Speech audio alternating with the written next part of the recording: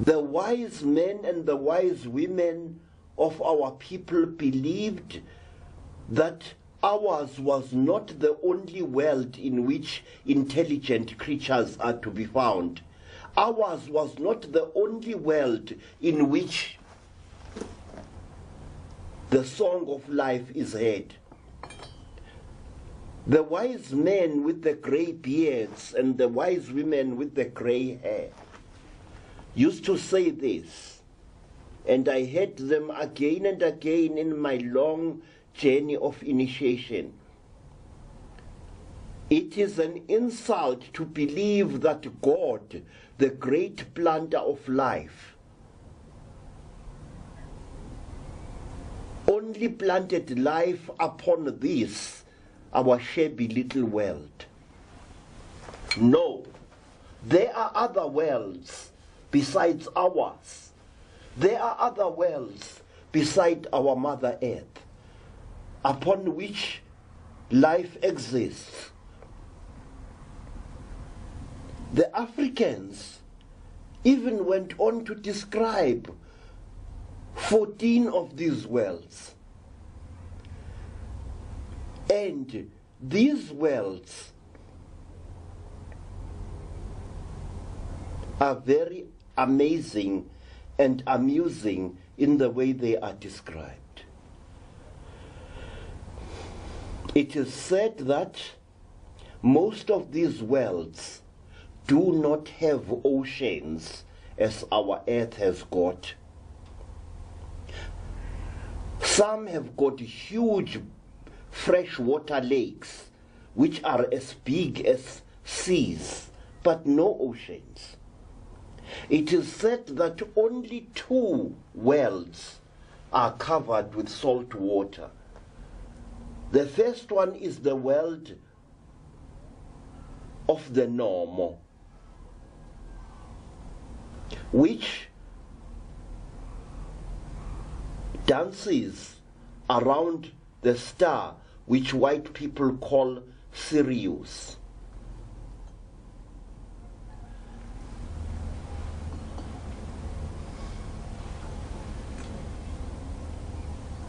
The first encounter between Africans and extraterrestrial beings occurred more than 7,000 years ago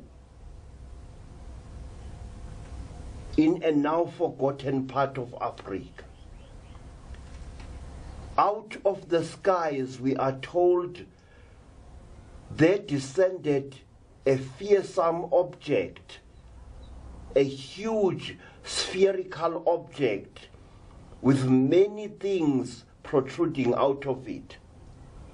This spherical object descended to earth with a sound like 1,000 thunderstorms. And it settled in a valley, we are told. And immediately that valley was mysteriously filled with water. Water cascaded from the slopes of the surrounding mountains. Waters burst forth from rocks where no water had been before, and the water roared down the mountain slopes to fill the valley in which the strange object was. It is said that a number of days went by while the object floated in this new great pool of water. The people were amazed. The people were astonished. The people were afraid. But something kept them coming to that spot until hundreds of them were gathered upon the tops of the surrounding mountains, upon the slopes, behind great rocks and under trees. It is said that a door opened in this strange metallic sphere, and out of the sphere there came a long line of strange creatures that walked like human beings, creatures that had webbed feet and webbed hands, creatures that had the faces of fishes but the bodies of human beings. It is said that these creatures walked down the gangplank very painfully. Each one of them was carrying a stick at whose top a light shone. Green lights, yellow lights, red lights, and violet lights. It is said that the leader of these amazing scaly creatures wore a crown around its head, from which blazed a stone even brighter than the sun itself. And the leading creature stood on the gangplank while its followers swam in playful circles around the huge spherical craft. The leading creature lifted up its stick and its right hand, and it addressed the people as follows. People of this world, we are the Numu people. We come from the land of the star of Kiridahu. We come from the star you know as the star of the red dog. Listen to our words, because we have been sent by a very high one in a high place to make certain truths known to you. The people listened spellbound as the strange creature spoke. It spoke for days, we are told, telling our people about the mysteries of the cosmos. It spoke for days, we are told, telling our people about the mysteries of creation. The creature told our people that the race of humanity was once great amongst the stars, that human beings were once the leading race in the great cluster of stars, the galaxy. The creature said that because human beings were so vicious, so aggressive towards other intelligent creatures and towards living things in general, a great war broke out amongst the stars as several worlds joined forces against the human race, fought it and drove it away from the center of the great star flower to seek refuge in this forgotten world of ours. The Numu, or the Numu, or the Nomo, told our people that there were many races amongst the stars, races of living beings who were afraid of us human beings, who kept us under constant observation to ensure that never again do we become a threat to other intelligent creatures amongst the worlds. The Numu, or the Nomo, told the people that if we human beings could get rid of hatred, if we could get rid of war, if we could get rid of disease, if we could get rid of selfishness, the great gathering of the star worlds would once more receive us with open arms, to take once more our rightful place in the great kingdom of the worlds.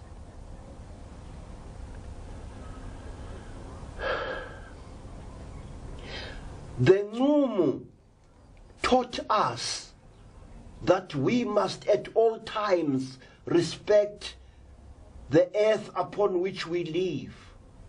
The Numu told us that our earth, the earth in which we live, was artificially created in order to breed and to sustain life, life which would then spread to other worlds amongst stars beyond number.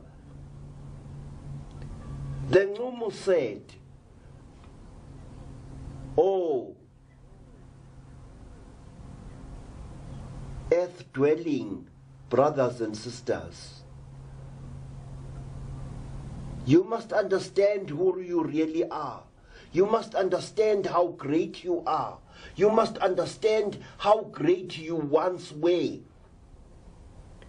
And you must know that a living thing that does not spread out to the stars sooner or later dies out.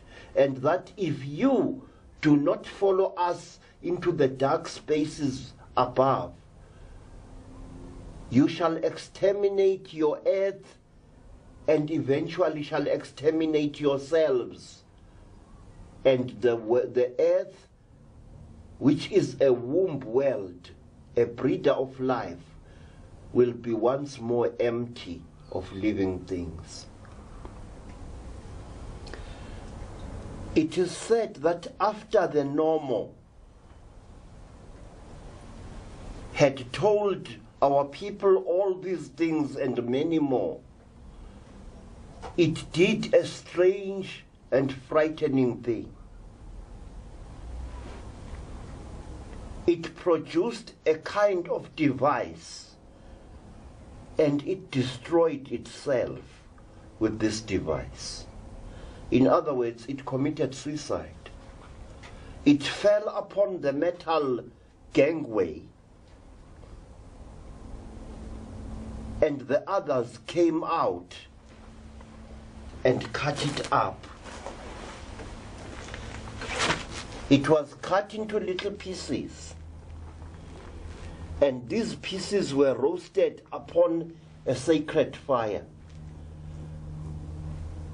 And a number of people, African people, were chosen to partake of a strange feast in which the dismembered body of the creature was ceremoniously eaten both by Africans and by the other normal.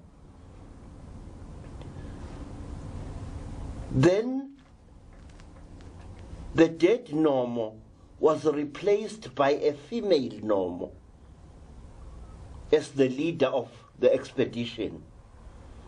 And this normal female said that by this gesture do we who come from the star of the red dog seal a pact between ourselves and you human beings. By this gesture do we promise this, that if you get rid of war amongst yourselves, if you get rid of arrogance and quarrelsomeness, if you banish disease and bid farewell to hunger and poverty, then we, the normal, shall return, and we, the normal, shall take you by the hand and lead you, human beings, to the throne of the stars. The normal people were seen once and once only and their ships never visited this earth again. We do not know why. Throughout Africa, amongst all tribes,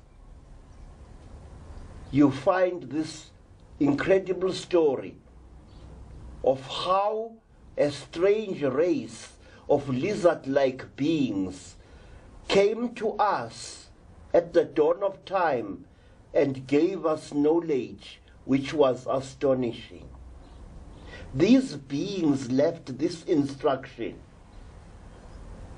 that although the human being is created to look for knowledge in all its forms, the human being must under no circumstances use that knowledge to destroy the earth in which it lives. The Numu told our people that in the past many million years, tens of thousands of worlds have been destroyed in the deeps of space through the aggressiveness, the stupidity, and the rampant ambitions of the races of intelligent creatures that inhabited those worlds. Take care that you do not, in your search for knowledge, destroy the earth which is your mother, said the Numu. The Numu's words made a lasting impression upon African people throughout Africa. Africans were not the stupids that some people today believe they were. Our people had knowledge of many things that they are not today given credit for by the world. But they kept that knowledge within very strict restraints. They knew about wheeled vehicles.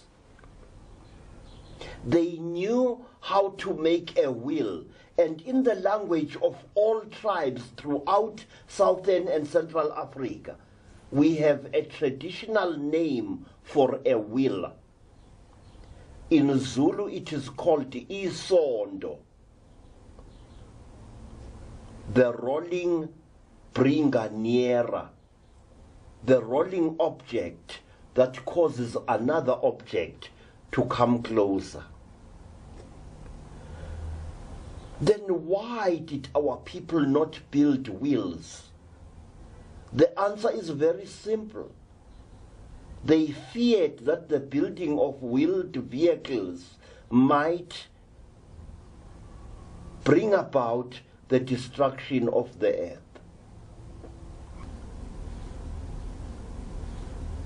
When a Zulu boy was growing up, he had to be an expert with the bow.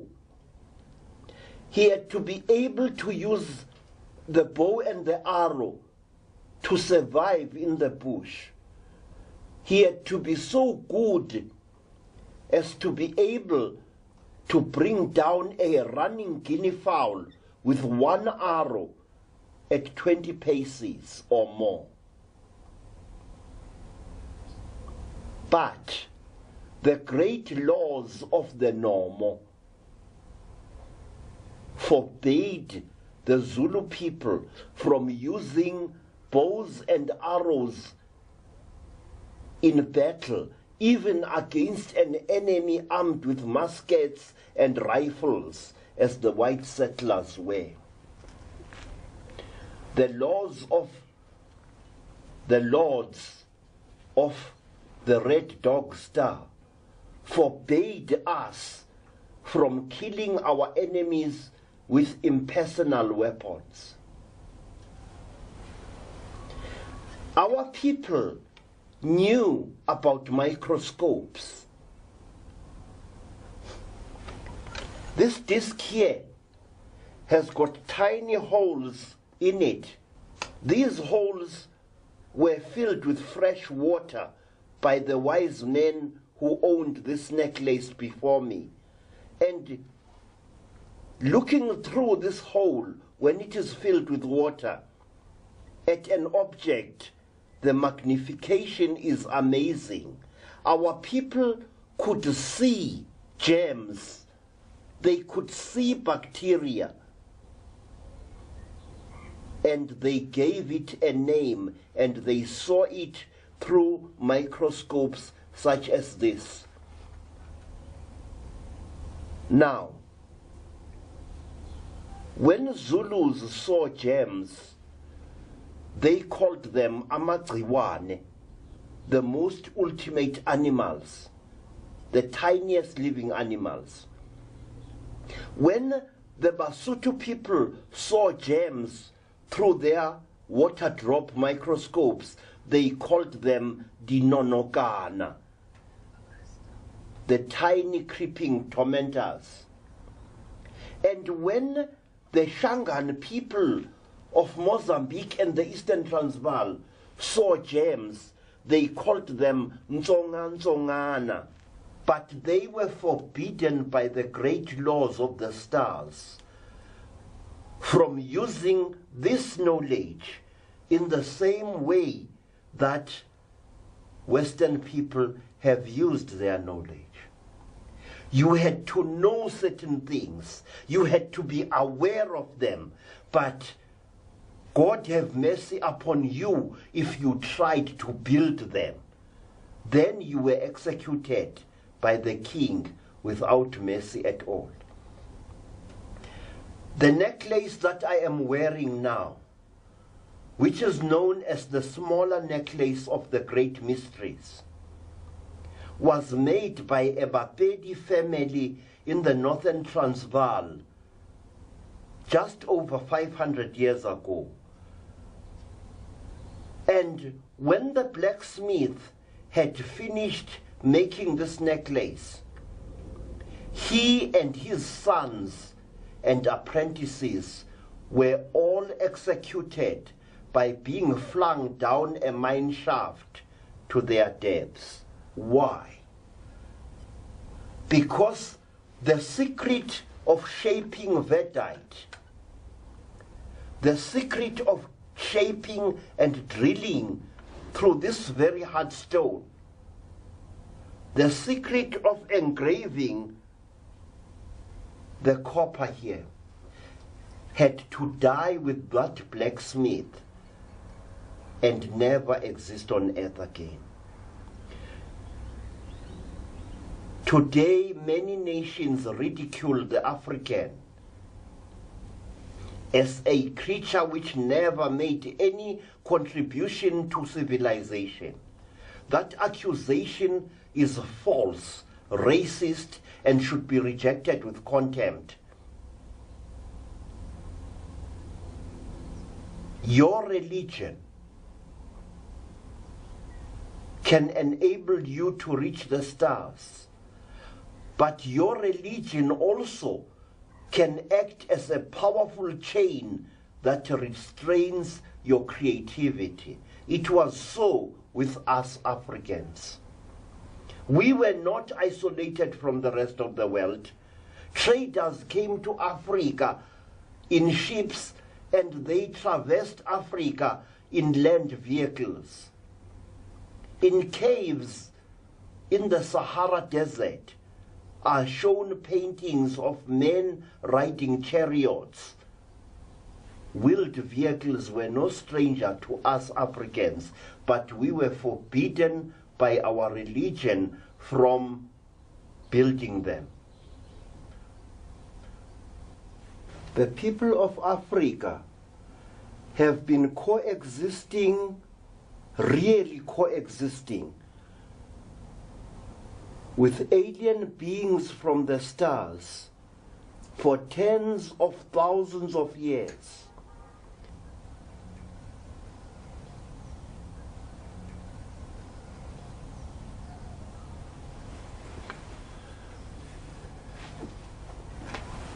In South Africa, there is a tribe of people who are known as the Mandebele people. My student Nobela here belongs to this great tribe, who are an offshoot of the Zulu people. The Mandebele people pay great honor to this creature, a creature which they say controls the weather of our world. This creature comes from the stars, which the white people call the Orion constellation, and a constellation which we Africans call Ubejana, the rhinoceros. The Mandebele people say that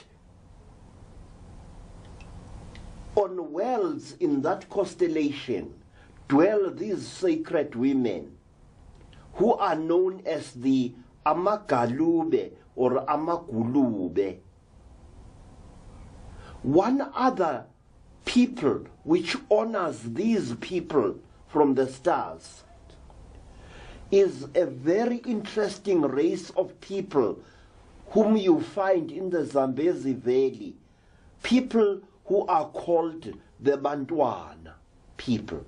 These people are unique in all Africa in this, that whereas each one of them has got 5 fingers in either hand,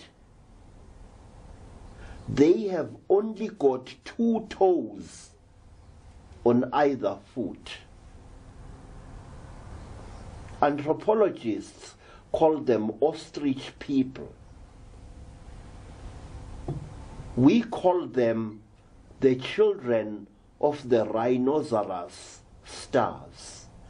These people are one of the tribes in Africa which claim direct descent from star beings who came to earth, we know not when, and who mated with African women, star beings which, we are told, only had 2 fingers in either hand and 2 toes in either foot. We are told that the Bantwana people, with their 2 toes on either foot,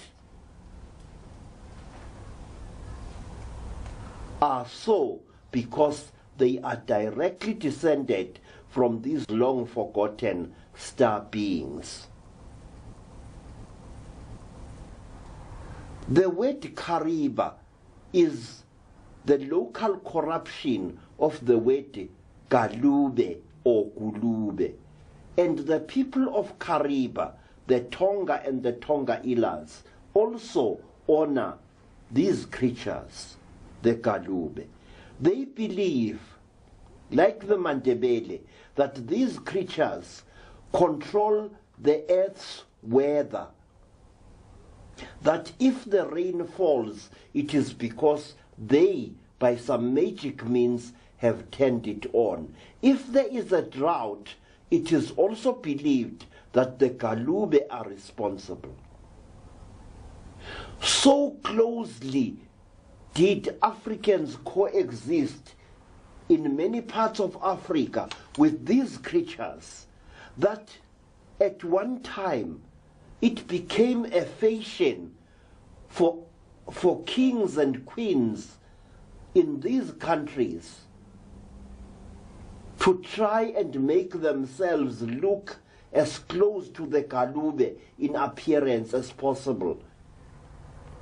The kings of these peoples used to wear headdresses which were round to give their heads an appearance of being larger than they really were. And they used to paint their eyes with black paint to make their eyes long and slanted and large. And in the land of these peoples, a chin like that, like this creature has got, was regarded as an object of beauty.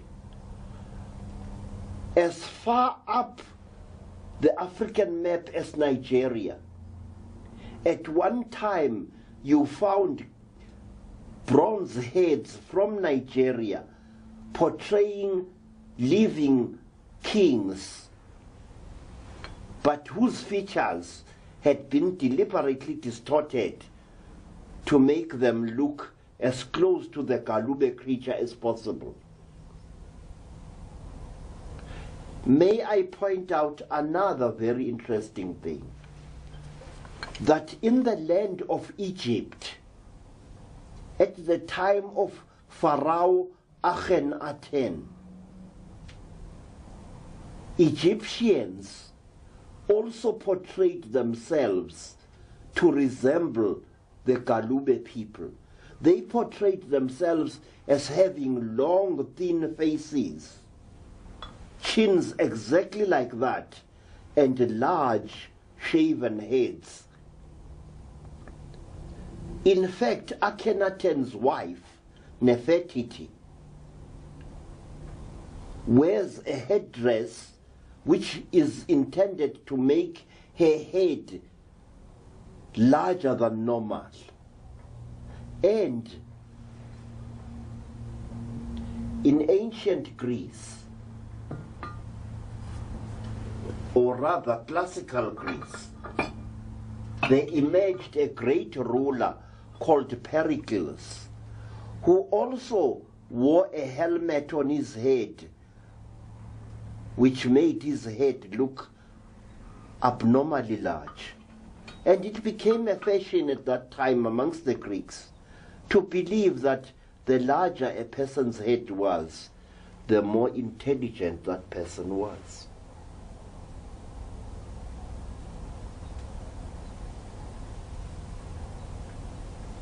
Our people say that whenever we need rain, we must direct our prayers towards the Orion constellation.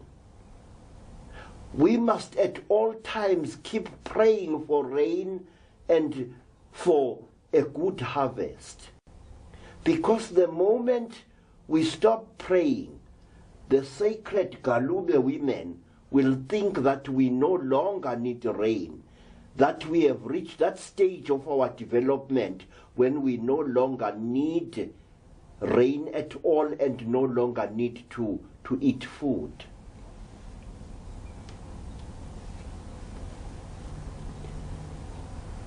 Let me end this talk on this subject of the Galube, that at one time I and a number of men and women in the land now called Zambia saw one of these sacred creatures. We had been called that there was a strange creature walking around in a certain place near the Kafui River. The creature looked as if it was lost, or rather, it looked as if it was looking for something. And because whenever such an apparition makes itself visible, people immediately call a medicine man or woman, or a number of them. We were called there. The creature was tall, just over 7 feet high. The creature was definitely feminine. It had a long neck and a very large hairless head. The creature had very long, slender arms, but it wore a long robe which hid its legs. and it moved with a strange gliding motion across the landscape from one clump of trees to the other one.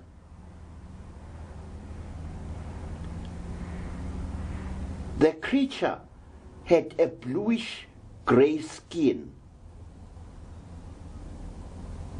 It moved through the long grass and then disappeared.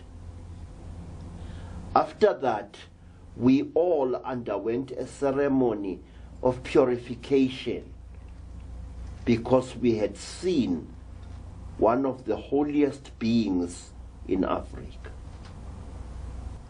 The most hated, most despised, and most feared star creature in all Africa.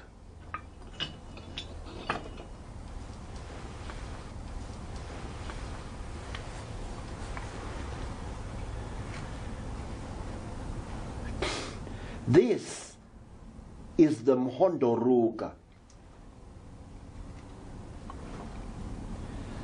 This is the creature which our people believe is the very personification of cold-blooded destructiveness and evil. This creature is completely alien. It has no limbs worth noting. It has no legs. It has no features that we can recognize except a pair of fearsome eyes on either side of a strange snout. The creature's head is always covered in a metallic helmet, and the creature moves along the ground like some kind of slug. Its forepart lifted above ground, about 9 feet above ground, and its hind part dragging like a snake behind it. This creature on soft sand leaves a heavy impression which once you have seen it, you will never forget it. The creature is very heavy because where it has moved on soft sand, it leaves a mark, and I've measured it, a groove exactly 18 inches deep. This creature is utterly merciless. When village dogs see this creature, they go wild and they try to attack it, and it kills them. How it kills them, we do not know. But a dog which has been killed by a Mhondoruga does not rot. It becomes hard, as if mummified. In fact, it is almost as hard as fiberglass. The dog becomes a hard shell which makes a hollow sound when you strike it with a stick or with your knuckles. In the course of my career as a sangoma, I have seen 4 dogs which the Mhondoruga has killed. The name Mhondoruga means the weaver of war. And whenever this creature is seen anywhere in Southern Africa, our people believe that it is an omen of great war to come. In 1958, I was in the land called Rhodesia, when a great friend of mine, a tribal chief called Rikai Tangwena, called me saying that we should go to the site where a Mhondoruga had been seen only a week before. We traveled there, Chief Rikai, myself, 2 of my friends, and several other people, and we arrived at the place. And an amazing sight greeted my eyes. A dog was shown to us, a dog from one of the nearby villages. The dog was lying on its side under a tree.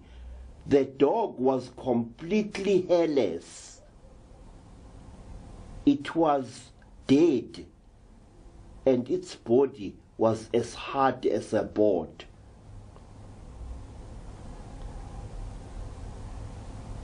As we moved through the area where the Mhondoruka had been seen, I noticed that all the trees around there, as well as the grass, were burnt. Leafless skeletons, their branches lifted towards the skies in mute appeal, and that every tree around there had not been burnt black, but had been burnt white. If you broke one of those trees, you found that the tree had been burnt white to a distance from the outside, and right at the core of the burnt tree was black. Everywhere there was ruin and desolation, and everywhere you could smell a horrible stench, a stench that I cannot describe, a stench that was not of this world, a stench which, once you smell it, you will never forget. A horrible stench that made your eyes run and your nostrils to be blocked. That was the kind of stench we encountered there. And we scouted around the place, and we saw the great trail that the Mhondoruka had left. And we saw depressions in the sand, as if some kind of flying object had landed there, leaving 4 deep, round depressions about the size of a football in the soft earth. And the people with me, the people of the Mashonan as well as Makaranga nations, told me that this meant that a great war was going to break out in Rhodesia, and they were right. Our people were in contact with these extraterrestrial intelligences, and what is more, that these intelligences, which are not, I repeat, not the figments of somebody's imagination, have made a dramatic impact on African culture for hundreds, if not thousands of years. I have spoken about the sacred creature known as the Nomo. I have spoken about another sacred creature known as the Galube. Now, let me speak about a few more of these remarkable entities from the stars. And I shall choose from this group of little sculptures that I made. I have chosen this fellow here. Now, this creature is the most comical, most amusing and amazing space creature known to us Africans. It is well over 12 feet tall. It is very thin. It has got a pointed head and very ridiculous-looking features. This creature has been seen all over Africa by thousands of our people, and it has been seen by thousands of our people over many, many, many, many decades and centuries. The Zulu people used to mistake this creature at first for a ghost, and so they called it Munwi, which means the dead person. One day, King Shaka, that very aggressive emperor of ours, saw a trio of Munwi shadowing him and his army while he was moving south towards the land of the Pondos, just beyond the Umzimvubu River. King Shaka immediately ordered a buto, that is a platoon of warriors, to give the Munwis their marching orders. In true Zulu style, the Zulu warriors charged at the tall entities with assegais flashing. The entities paused, grew even taller, and then turned tail and ran. Now, there is nothing that a Zulu loves more than an enemy who runs away. And the Zulus were very excited. With loud shouts of Mayete, they went after the Munwis. Earthmen armed with spears chasing entities from God knows what faraway star. And when the Munwi saw that the Zulus were gaining upon them, they stopped with their backs towards the Zulus, and through tubes that protrude between their buttocks, they released a horrible stench, a terrible smell that caused the Zulus to faint. Afterwards, these poor Zulu warriors suffered from cracks all over their bodies, on their lips, between their buttocks, on their private parts, and between the toes of their feet, as well as the fingers of their hands. It took a young healer to save these Zulu warriors. And he was the man who fathered my mother.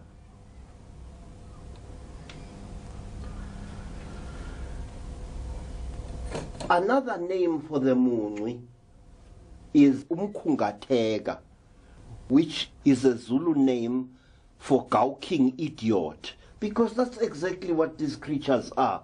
They stare at you like idiots, and when you move towards them, they show you a clean pair of heels.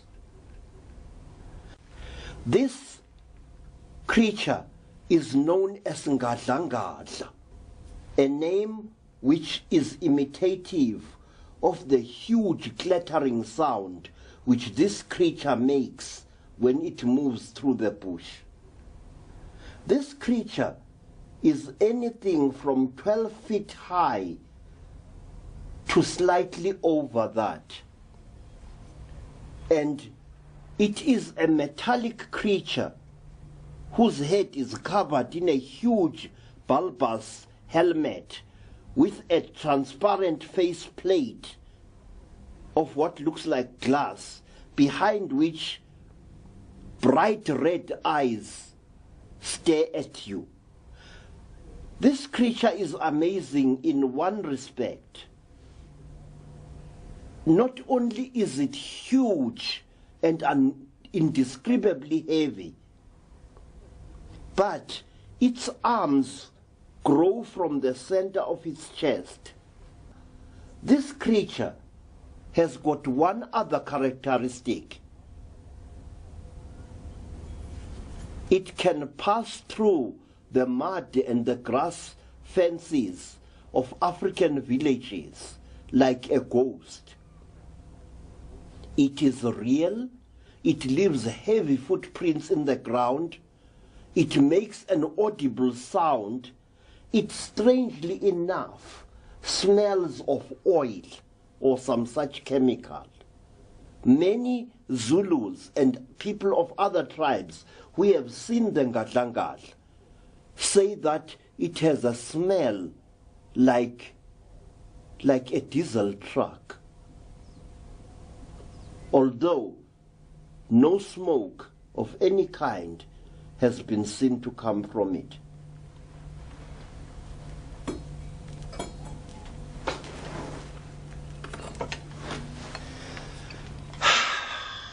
Meet Chimombe, the man of iron. One other extraterrestrial being that has been seen in Africa hundreds of times.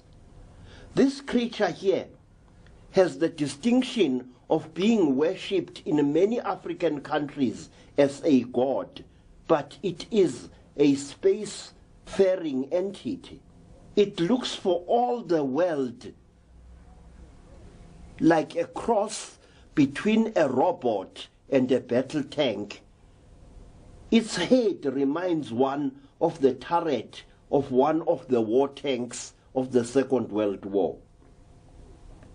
And its body is made up of heavy metal with many joints which move with a faint hissing sound.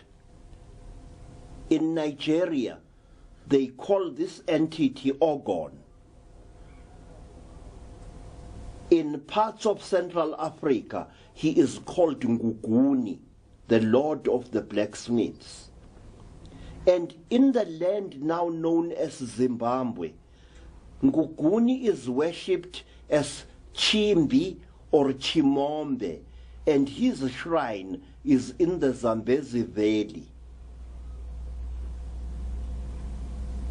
There, in the shrine of Chimombe, you will find black men and women who wear clothes made out of black cloth. And in olden times, these people used to accept gifts of rolls of black cloth from all people who visited the shrine of Chimombe for any reason.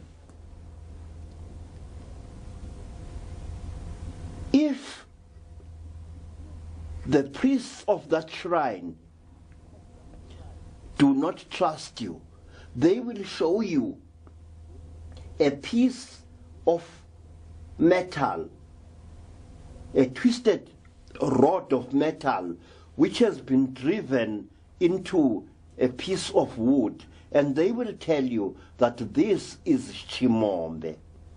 But if you are a traditional healer, a black medicine man or woman whom they trust absolutely, they will fetch from a secret hiding place in the bush the real object which they are the guardians of.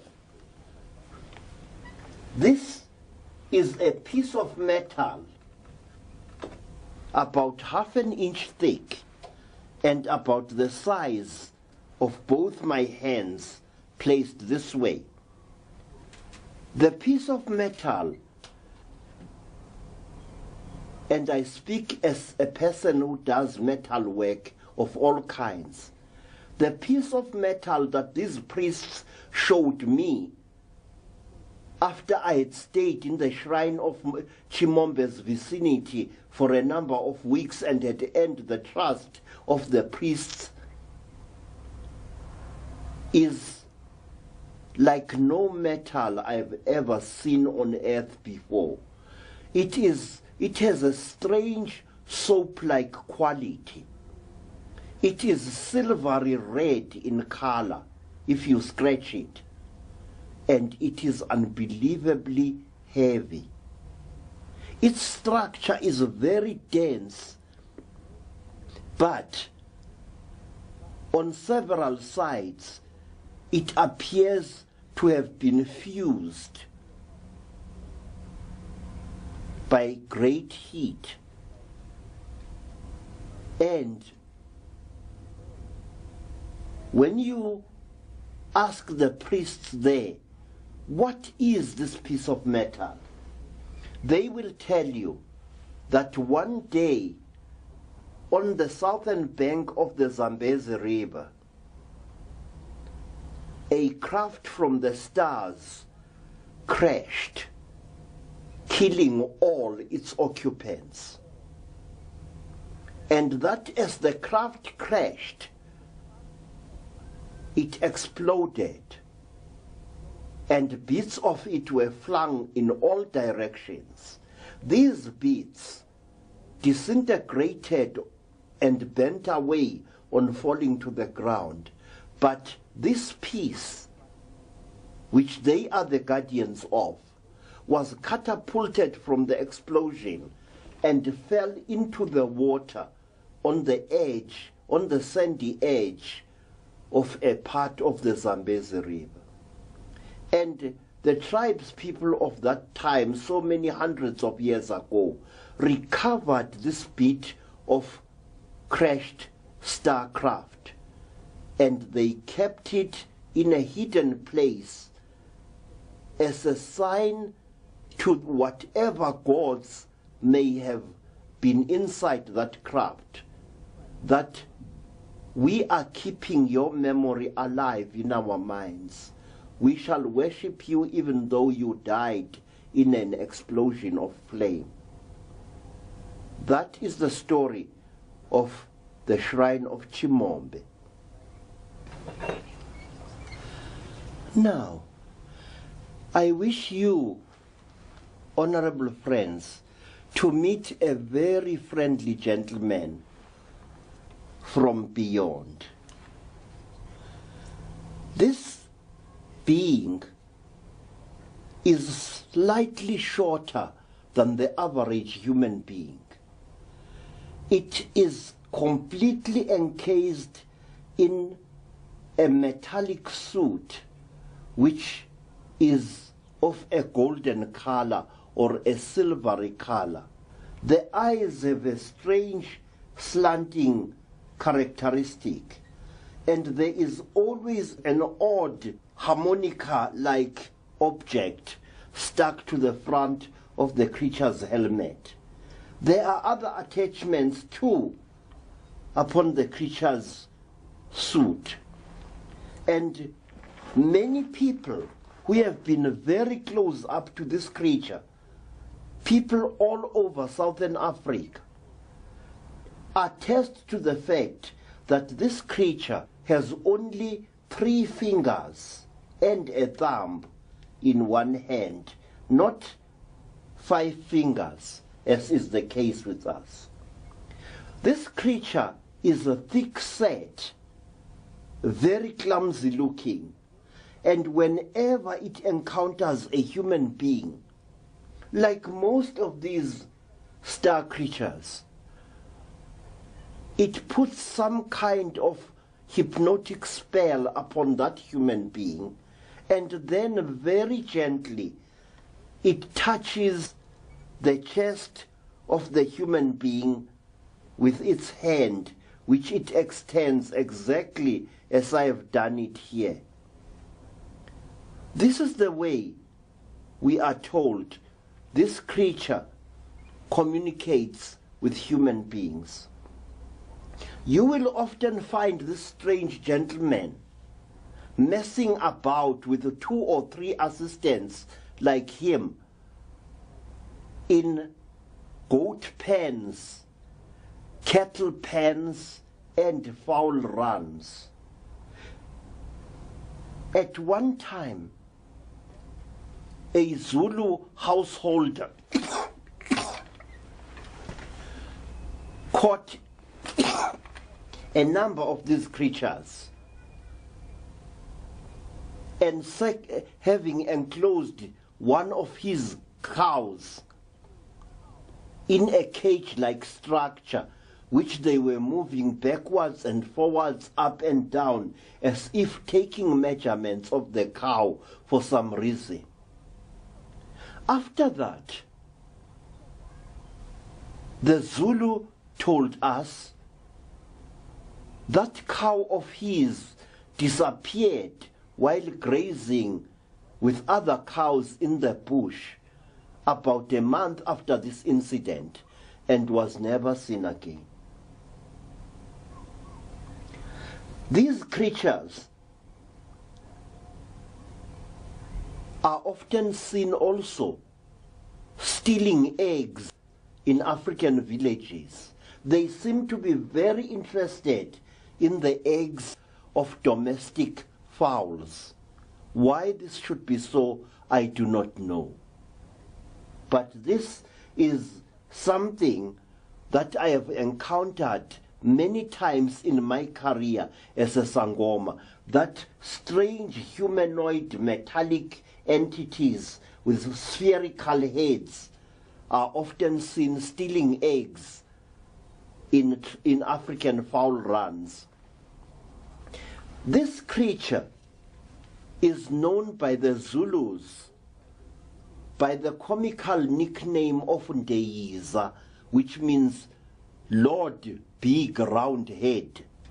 And one tribe in Transkei knows this creature as Mvondini, which means ugly fellow. Now, wait a minute.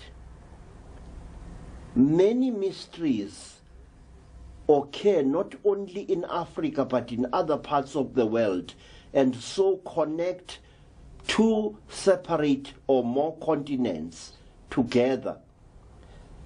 In Australia, Australian Aborigines portray again and again a creature more or less like this. A creature with large friendly eyes, no mouth, head and shoulders and legs, and they call it a vonjina.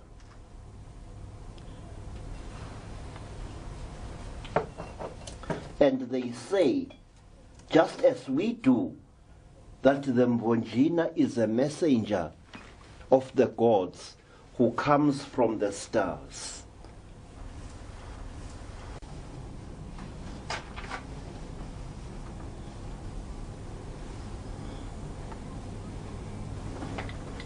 Yeah, yeah, oh, yeah, ooh, yeah, yeah, ilelio, moo,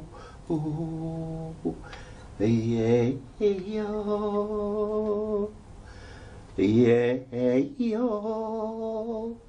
yeah, yeah.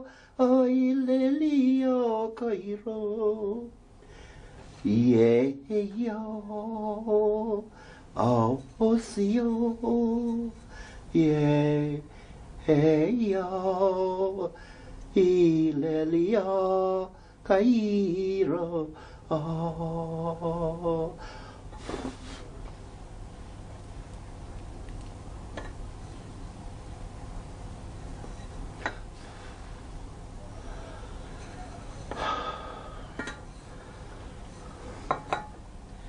Yeah, yo, oh, yeah, yo, oh, ililio, moo, asio, amarabiku, yeah, yo, ililio, Mara,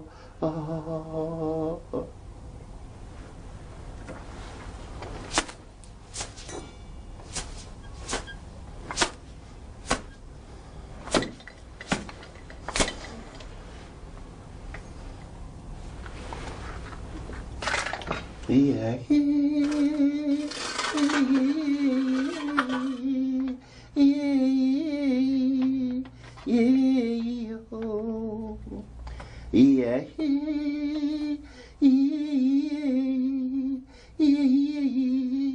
Amarayo, yo, yo, oh, Ilelia.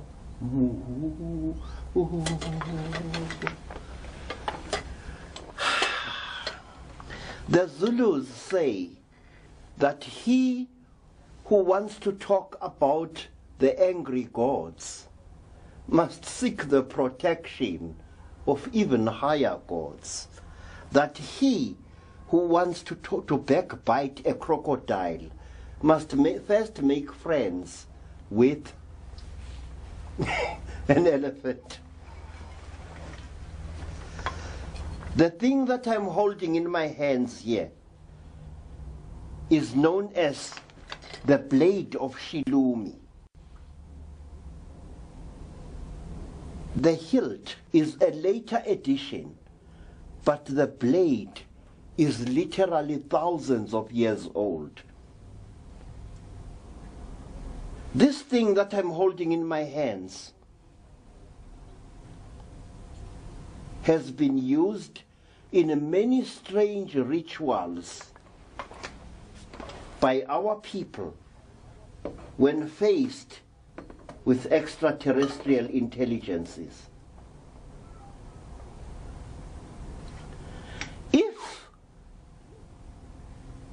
a creature from the stars is found dying in the African bush, the law says you must finish it off with this and send its soul off into the great void for reincarnation. One other name for this blade is the blade of Nanana, the warrior goddess who came from the stars at an unbelievably ancient time to fight great battles for African people against demonic entities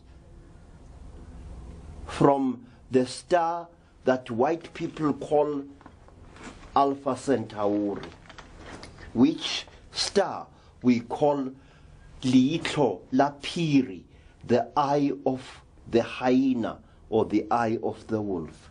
But that is another story. I want to issue the following warnings based firmly upon traditional law. When you see a creature from the stars, you must never show fear. They are not like us. They mistake fear for aggression, and they will hurt you or kill you. People in Africa, people overseas,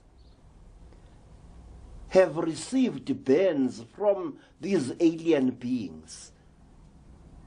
Burns inflicted by beings which felt threatened by the actions of the human being concerned. Now let me tell you another story, and I will cut it as short as possible. There was once a young woman in the land of the Venda people. Her name was Nevulana, which means little rain or rain shower. Nevulana was a widow, and her nasty-tempered mother-in-law repeatedly accused Nevulana of having brought about the death of her husband, the old woman's son, through witchcraft. So, very soon, Nevulana found herself an outcast in her village. And she found that she had to do most of the things that she needed for her daily life survival on her own, other women refusing to help her. It was the law and the custom in those days that a widowed person was to receive all kinds of assistance.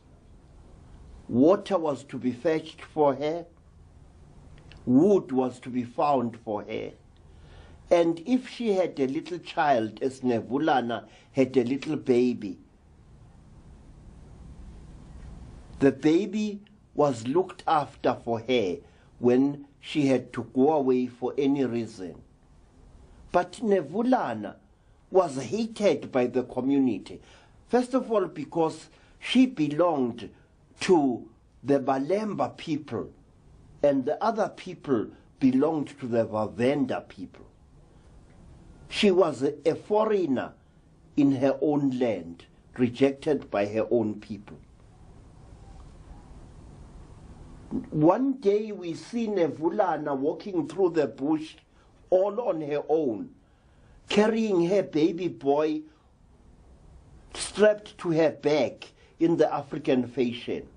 In one hand, Nevulana carries an axe, and in the other hand, she carries a rope of cowhide. She's going out to gather firewood, and she wants to bind the firewood together into a bundle and then place it on her head and carry it back home. It was an ordinary day like many others that she had known. A gentle day, a breezy day, an early spring day. The bush was green and smiling.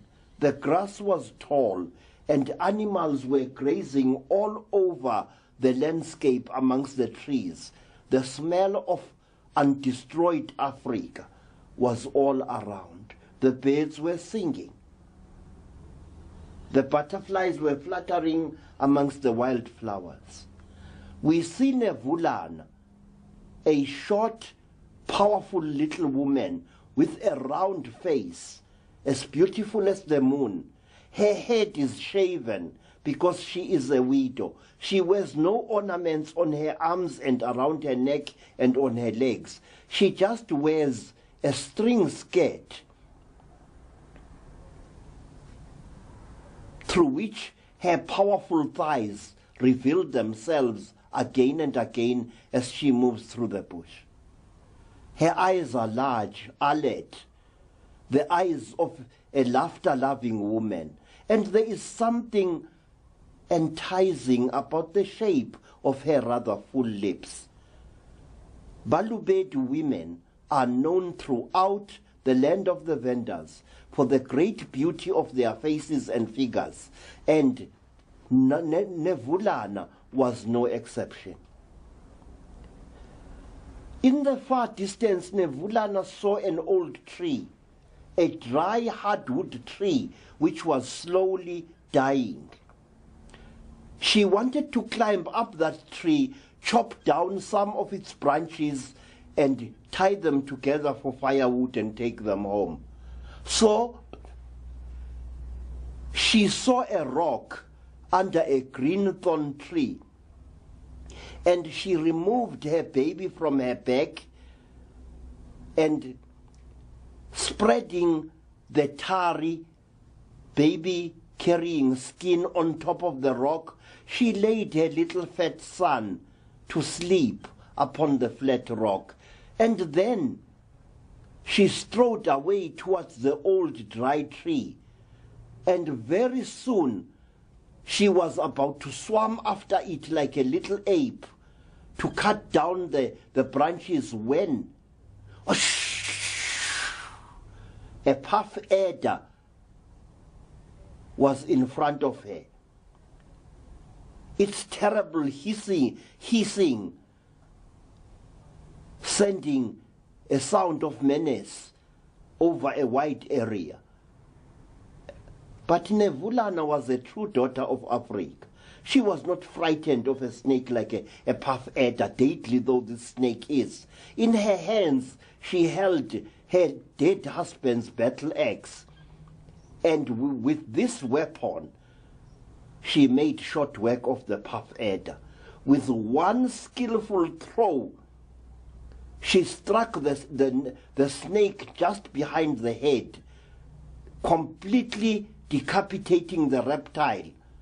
And then, without wasting another glance upon the dying monstrosity, she was up the tree and she was hard at work chopping down branches from the dead tree. And then, when she found that she had enough wood, she climbed down the tree and started forming it into a bundle, a long bundle, which she soon put upon her head with a coil of plaited grass as a cushion.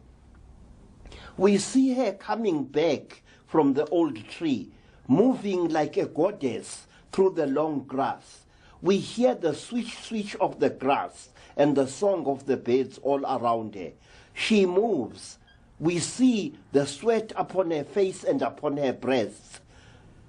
We see the glimmer of sweat upon her shoulders. She walks through the long grass towards her baby. And then, "Aye, what is this?" The cry is wrung from her lips, and she throws down the bundle of wood, and she stares at a strange spectacle that is taking place under the green thorn tree where she had left her baby. Her baby boy is sitting up, all 1.5 year mischievous bundle of him, and he is playing, but he is not alone. He is playing with one of the most fearsome creatures that Nevulana had ever seen in all her life. The creature looks like a human being. It has a bluish-gray skin. Its head is round like an egg, and its eyes are unbelievable. They are large and round, like clay cups out of which old men drink marula beer. They have large split pupils like those of a cat. The creature has got no nose practically. Its mouth is nothing but a little slit above a pointed chin. The creature has got a thin neck and long, thin limbs. It is covered from head up to neck in a material that gleams in the sunlight, and it is wearing footwear of some kind, and it is playing with the little Venda baby. These two very dissimilar creatures are playing with a number of bright stones upon the flat rock, and they are as happy as two fishes in the Zambezi River. Nevulana screams with shock. She dashes forward to snatch her baby away from this little demon that she sees sitting on a pointy backside facing her child. She must get her child away from that thing. And as she moves forward, a hand restrains her. A long, bony hand, bluish-gray in color, with claw-like nails. A hand whose skin gleams like that of a reptile of some kind. A hand covered with tiny, tiny scales like a little fish. A hand whose fingers have more joints than those of normal human beings.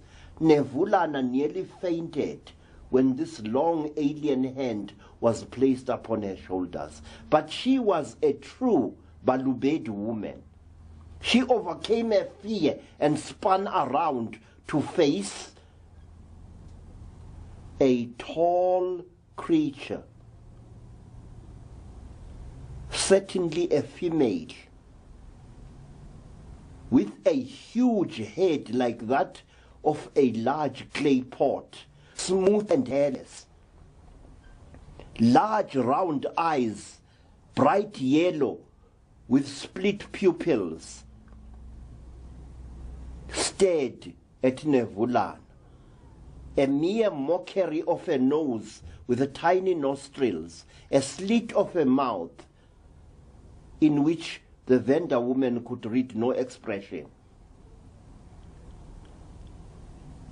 "Who are you?"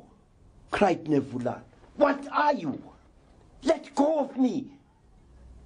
A voice spoke in Nevulana's mind. The voice said, "My sister, please allow our offsprings to play together.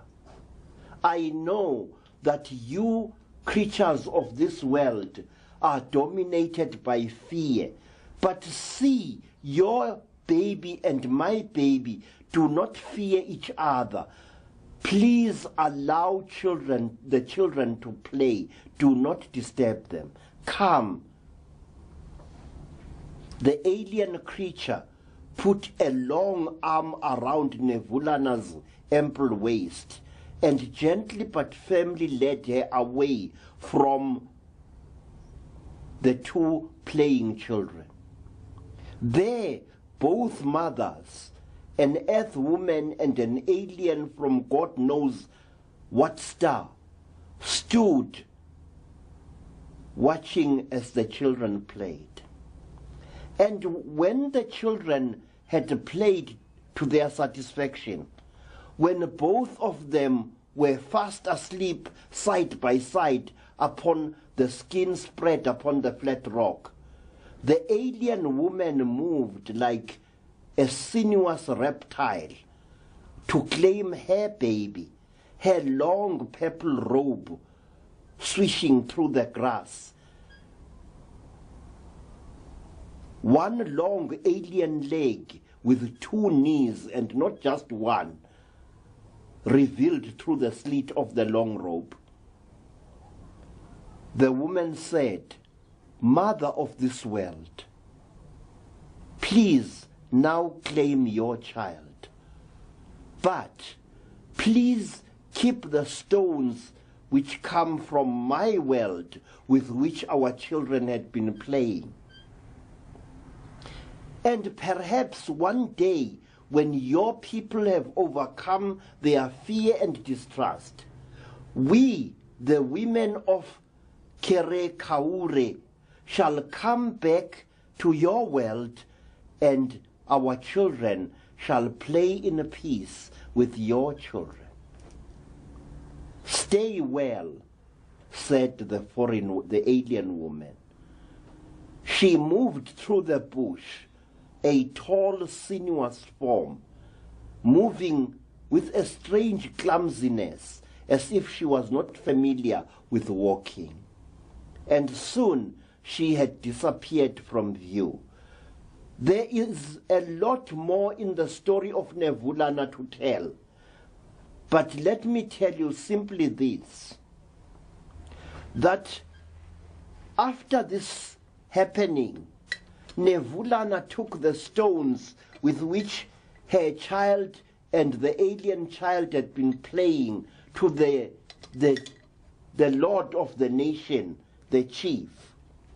And the chief decreed that this object should be made an object that commemorates the vessel in which the alien woman had arrived on this earth aboard. And inside this box, enshrined for all time, are the stones with which a child of the Venda nation and a child from a distant star played peacefully together in Africa. My friends, this is not a legend. This is a true story. This necklace that I'm wearing here came from the descendants of Nevulana. When people started burning elderly people to death in the land of the Vendas,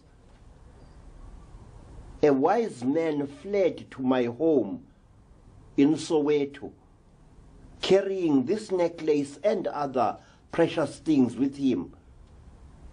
And he gave me custody of this necklace, saying that if I died without leaving a successor, then this necklace, the necklace of 1,000,000 years, the necklace of 1,000 mysteries, must be buried below my corpse, so that no one will dig it out except the gods from the stars to whom it is dedicated. Thank you.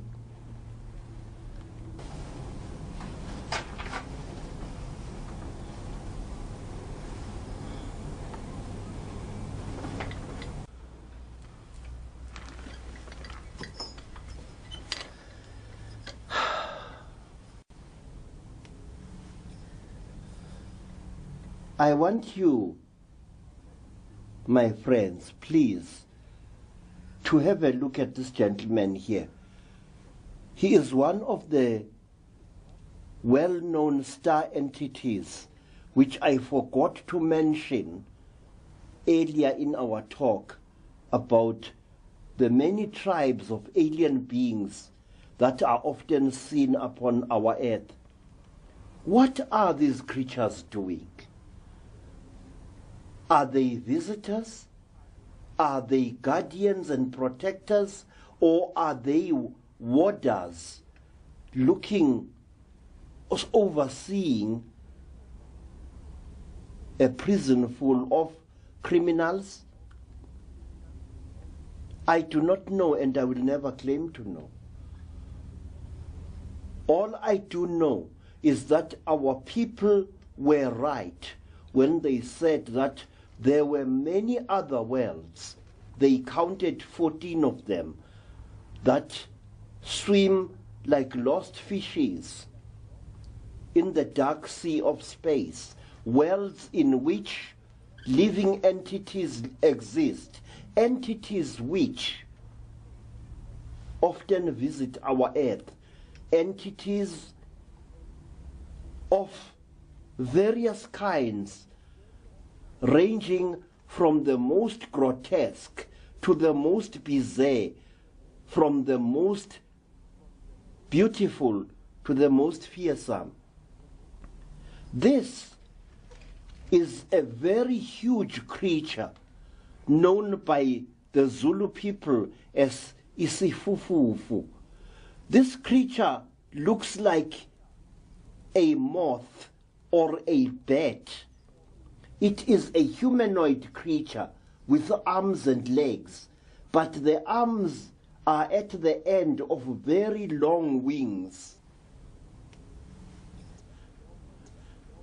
And this creature is often seen flying across the landscape in places like Transkei and also in places like Natal, in the Natal Midlands. And whoever sees this creature at close quarters is soon stricken blind. A cruel, painful blindness in which the eyes run with water and sometimes pus. This creature has got the body of a human being, the face of a strange moth-like creature, and it wears boots, which means that it comes from a civilization where people, if you can call them that, wear footwear of some kind. Impressions of this creature's boots have been seen on the sides of tarred roads in several parts of South Africa in the last 50 years or so. The isifufufu rarely appears in our country, and when it does, it always appears just after sunset, never later, and it is seen flying like a huge and ugly bat over the beach, over the ocean, and across roads, and even above African villages.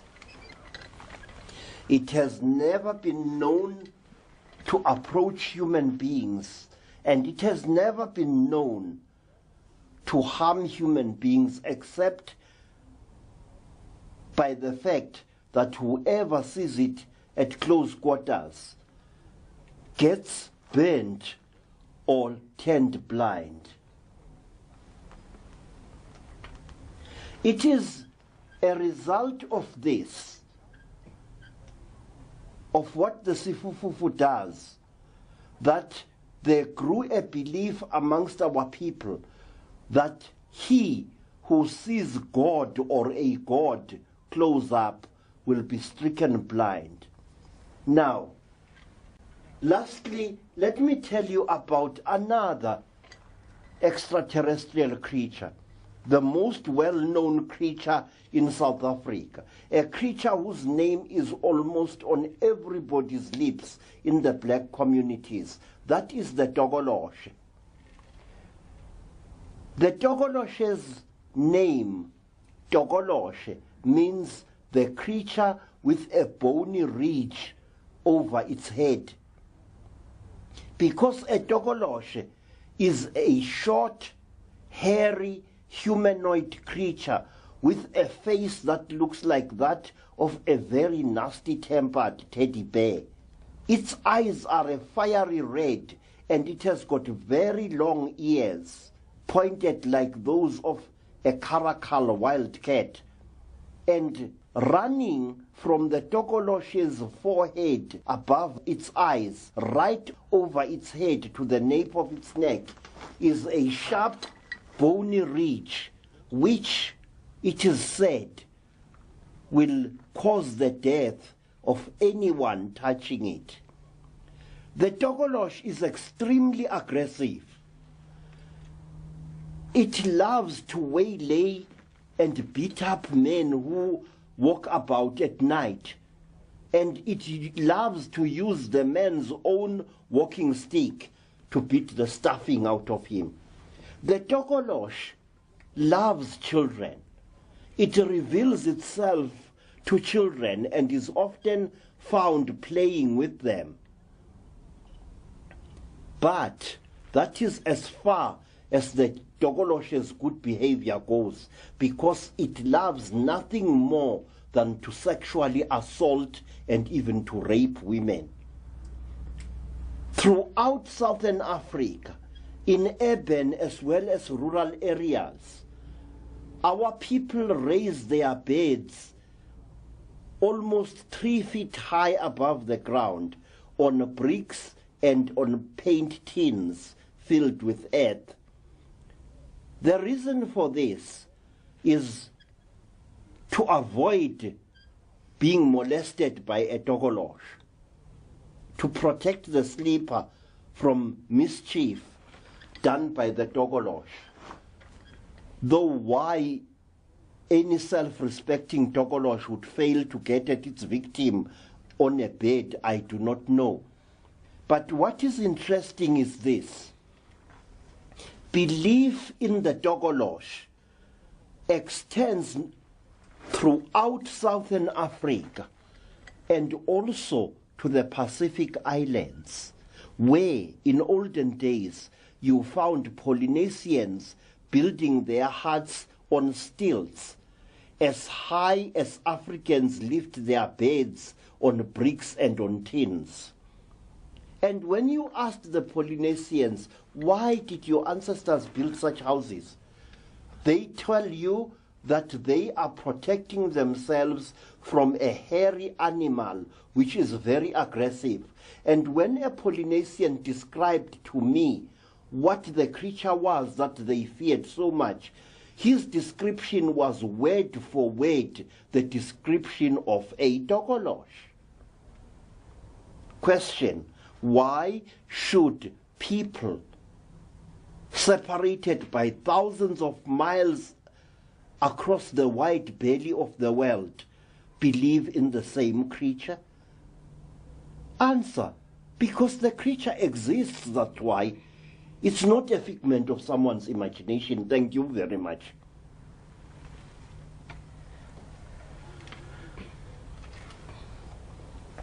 Our people say that tokoloshis are in themselves not mischievous, but they become evil, especially when they get under the influence of a sorcerer who then uses them to terrorize people.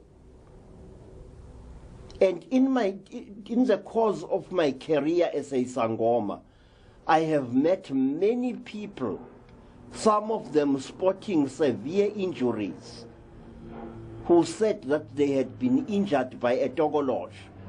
And sometimes this injuring by this creature had occurred in front of many witnesses. A person who has been molested by a tokolosh becomes completely mad for about a year or so, and then the madness disappears.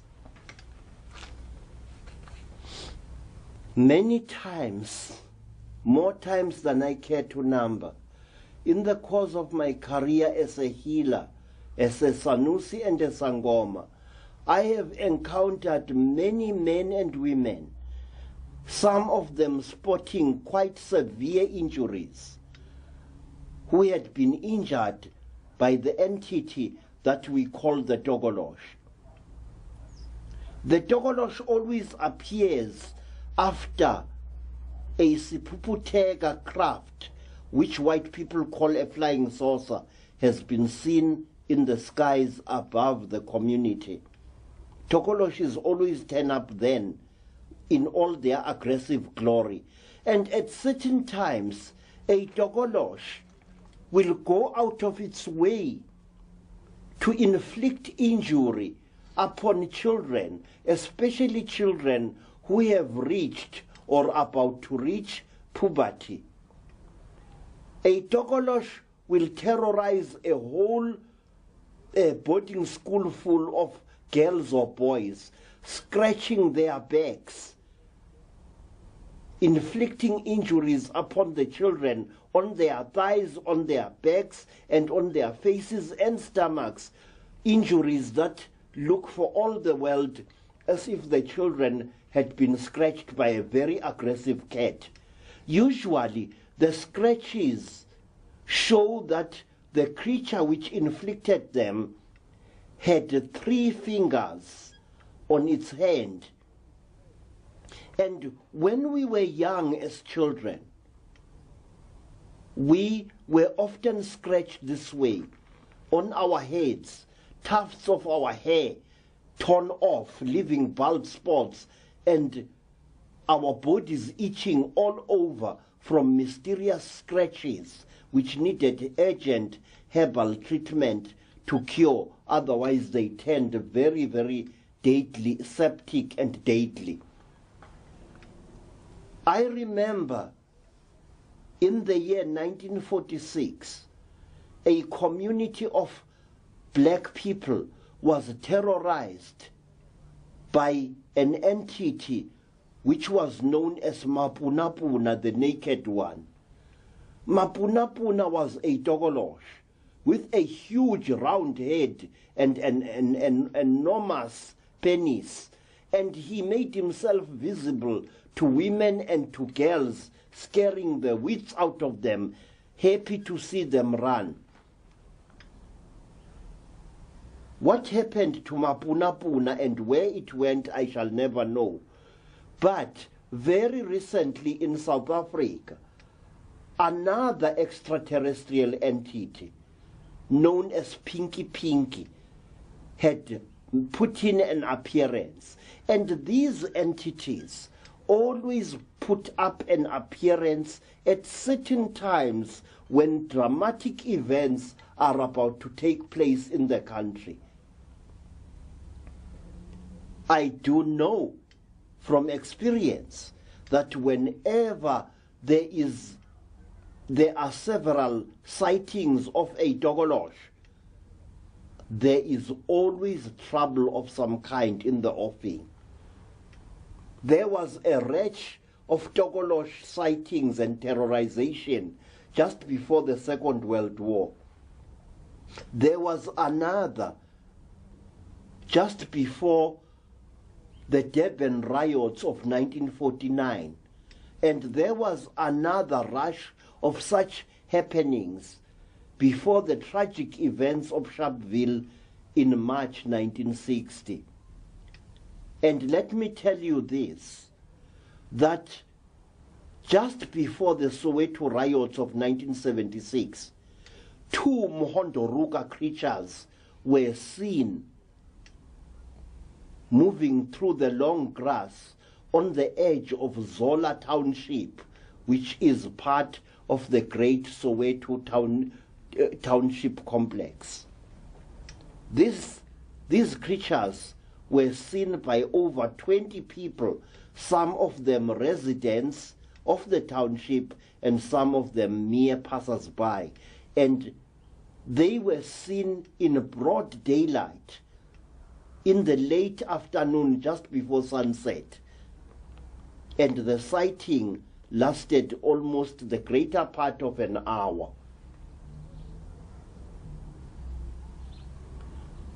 Not long thereafter, a group of faith healers went to the spot where the creatures had been seen and tried to exorcise whatever negative energy they had left there. And a very amazing thing happened. The moment the people stepped onto that place, they went crazy. They started behaving in an illogical and totally insane way. Men removed their trousers and started dancing in the veld. Women screamed and went into hysterical fits, some of them utterly catatonic. It was a really amazing spectacle. But it wasn't just the human beings who were affected. A small dog which had followed a group of children to the place also started behaving strangely. It turned upon its owners and chased the legs off them across the veld before it calmed down. When you are a sangoma, your life ceases to be your own. When you are a sangoma, you stop becoming an ordinary human being, but you become rather a lonely pilgrim traveling that strange grey road between the known and the little known, between the visible and the invisible, between the mysterious and the crushingly ordinary. And when I became a sangoma, I started walking along this road. When you are a sangoma, you do not look for trouble. No self-respecting sangoma ever does. But trouble finds you. People come to your doorstep, bringing ordinary complaints with which you can deal. But they also sometimes bring strange mysteries to the doorstep of your life, mysteries that change your life forever. I remember my first case, which was to be one of several hundred to date, of the first person who was brought to me with an incredible story to tell. The person had been a schoolboy called Sipho. Sipho told us that he had been captured by strange creatures whom he called dolls. And these dolls had brought him to a strange place, and had done strange things to him that had made him almost mad with terror and fear. And to support his story, Sipho showed us two strange injuries on his buttocks. These injuries were depressions in the young boy's flesh, as if flesh had been mysteriously sucked out by some means, leaving the skin intact but caved in to form a depression. I remember studying Sipho's injuries with great amazement. I had never seen anything like this in my life before. But I was to see many more in years to come. People who told a strange story of how they had been taken by strange creatures and cruelly tortured and molested, and then returned back to their homes as if nothing had happened. Some of these people had been kidnapped while going to work. Some of them had been kidnapped after many a drunken binge in a neighboring village or homestead. Some of these people had been abducted while carrying on with their daily duties in the veld. I remember a woman who had lost her job with a farmer who employed her because she had suddenly disappeared from the labor gang while they were out in the orchard reaping oranges, not far from the town of Zebediela in the Eastern Transvaal. The woman had disappeared for a number of days, and she returned with an unbelievable story to tell. She returned with her sanity almost lost and with a number of injuries identical to Sipho's in various parts of her body. And furthermore, this poor woman complained that she had been raped. And to support her story, when I asked a female sangoma to examine her, the sangoma found that the woman's female organ inside had been severely lacerated, as if some kind of instrument had been used on her.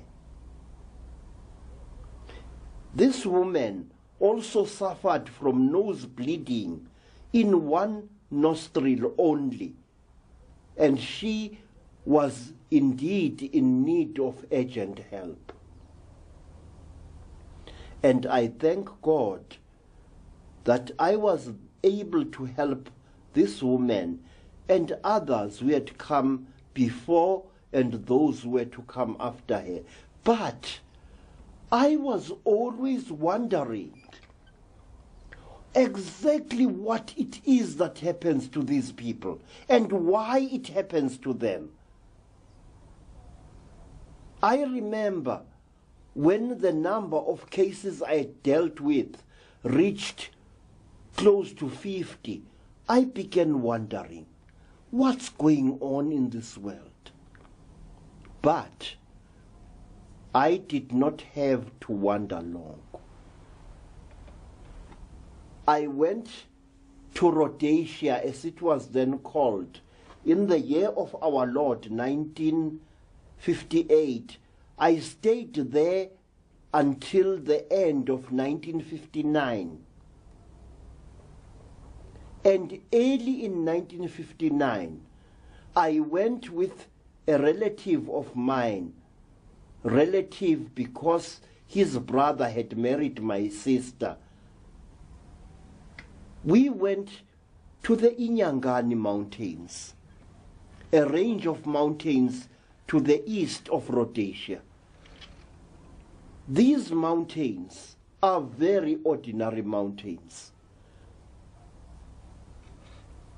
But there is a brooding menace about them at certain times of the day. They are mediocre mountains, not as majestic as some of the great mountains I've seen in Africa in the course of my many travels. One day, I was with a relative of mine, and he told me that we must climb higher up the mountain slope to search for the herb for which our teacher, whose apprentices we were, had told us to find on the slopes of these mountains. I refused to go higher up the mountain because I was already suffering from a chest condition that made me lose my breath every time I tried to negotiate a mountain slope. So I stayed on the ground, and I went into dense bush in search of this herb. I saw a clump of this herb not far away, and I made a beeline towards it. I never reached it. A strange blue mist fell all around me.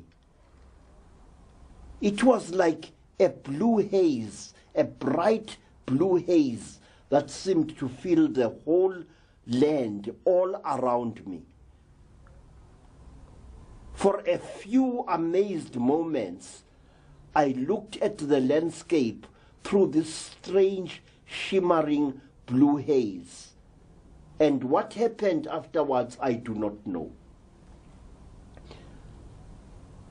I regained consciousness to find myself lying upon what looked like a metal working table, a smooth table of grayish silvery metal, of the type that engineers and metal workers work upon.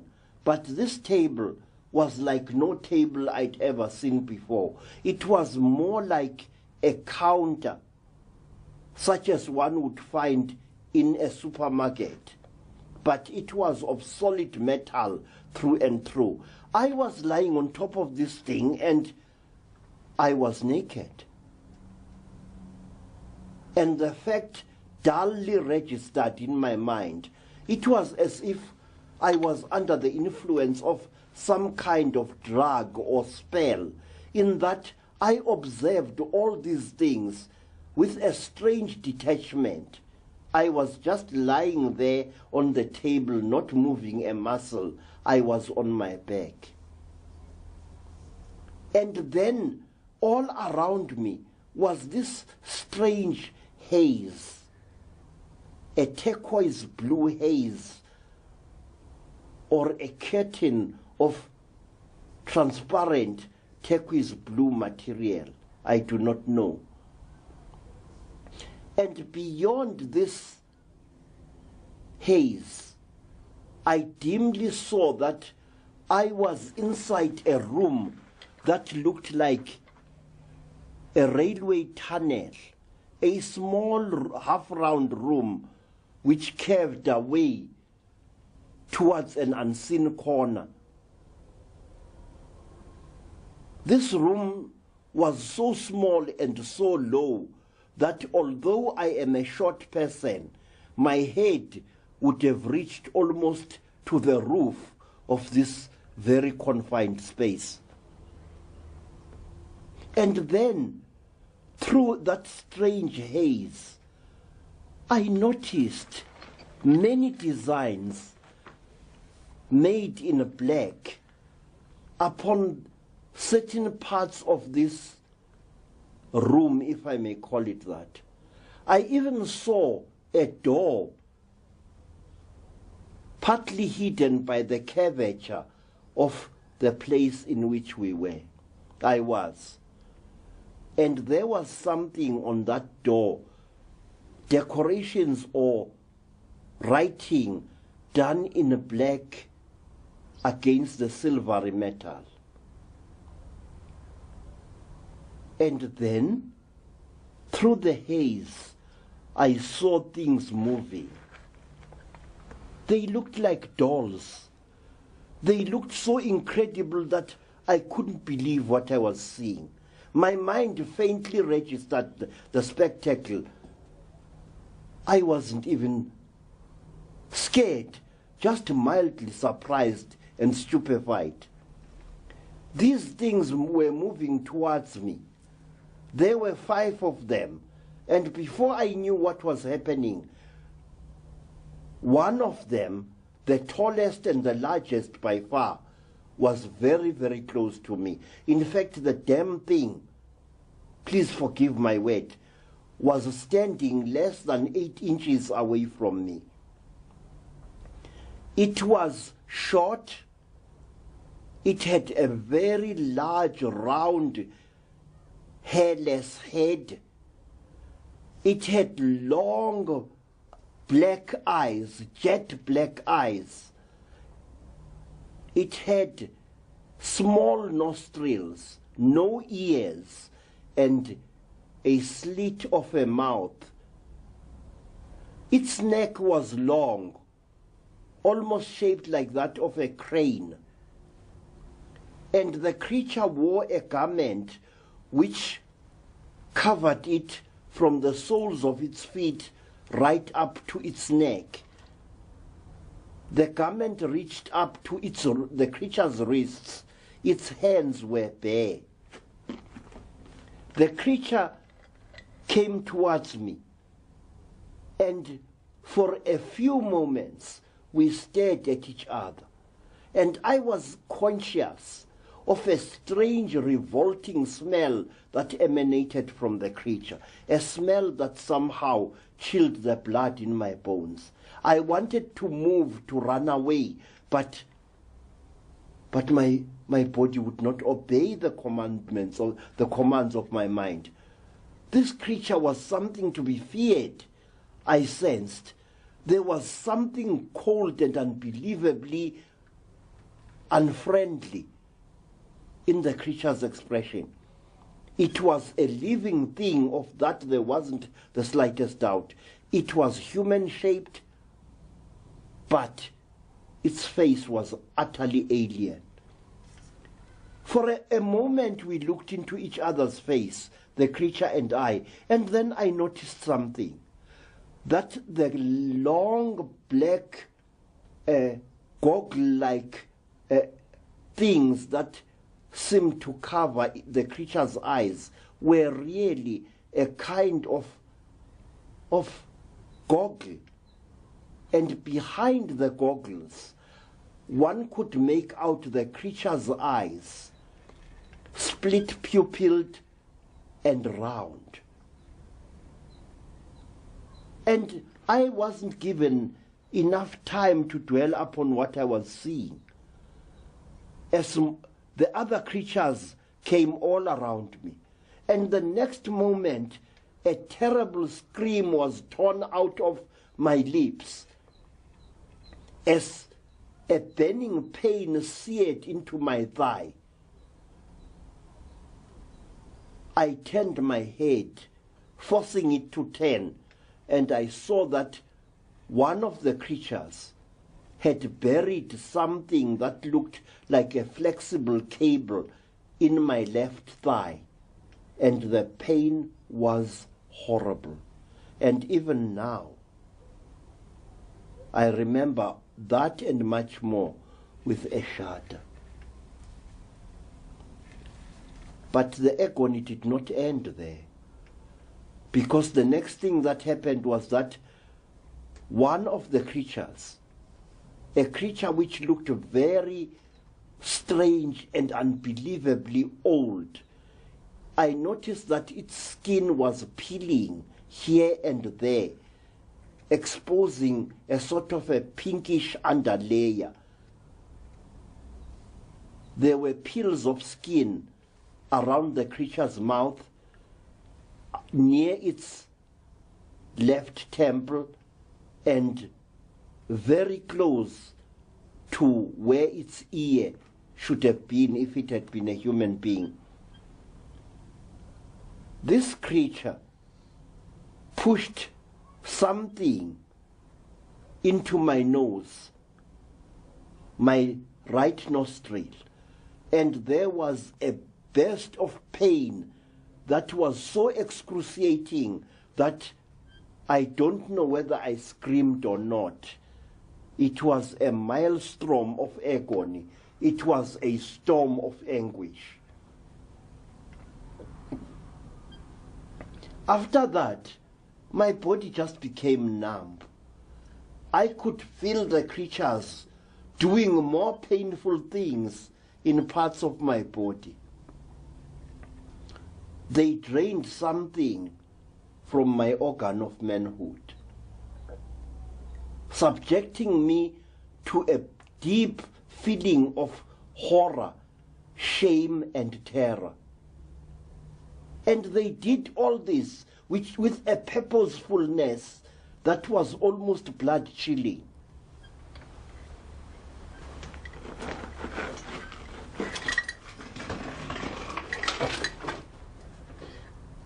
And I remember screaming and crying out for my mother. And the creatures didn't care what I was saying. They took absolutely no notice of what I was undergoing. To them, it was as if they were doing a job. Like surgeons dissecting an ugly monstrosity on some table. To them, it was a duty of some kind, a duty which was attended by a desperation and an efficiency that was literally out of this world. I remember, after what seemed like an eternity of hell and pain, I remember that the leading creature placed its hand upon my mouth, patting my open, screaming lips again and again, none too gently, as if to say, please shut up, you stupid ape. Can't you see we are busy? There was, if I could have read only a trace of expression or compassion in those cold, grayish-blue alien faces, I would have understood. But their faces were totally unreadable, and they said nothing. They only seemed to communicate with each other in a series of squeaks and rattling sound and hisses. I remember that in the group there was one of them which took my attention more than all the rest. This creature was wearing a grey silvery garment. But that was not all. It was also wearing a recognizable cap with a visor, a cap of the type that schoolboys used to wear in some schools, a round cap with a little peak like a duck's beak in front. I noticed this and it amazed me. What were these creatures? And when the tallest of the creatures finished petting my mouth, I assumed stupidly that my agony was over, but it was not. Because when human beings or strange creatures like those are busy torturing you. You are in extreme pain. Your pain knows no description. You cannot run. You are utterly captive and helpless. And these things are doing to you exactly as they wish. But when they stop torturing you, when they stop plunging things into your body, things that you don't even understand. Many times I wanted the creatures to tell me what they were torturing me for. What had I done? But they did not even say a word. They did not even make a single recognizable gesture of apology to me. They didn't. They just went about whatever they were doing. These creatures looked exactly like this.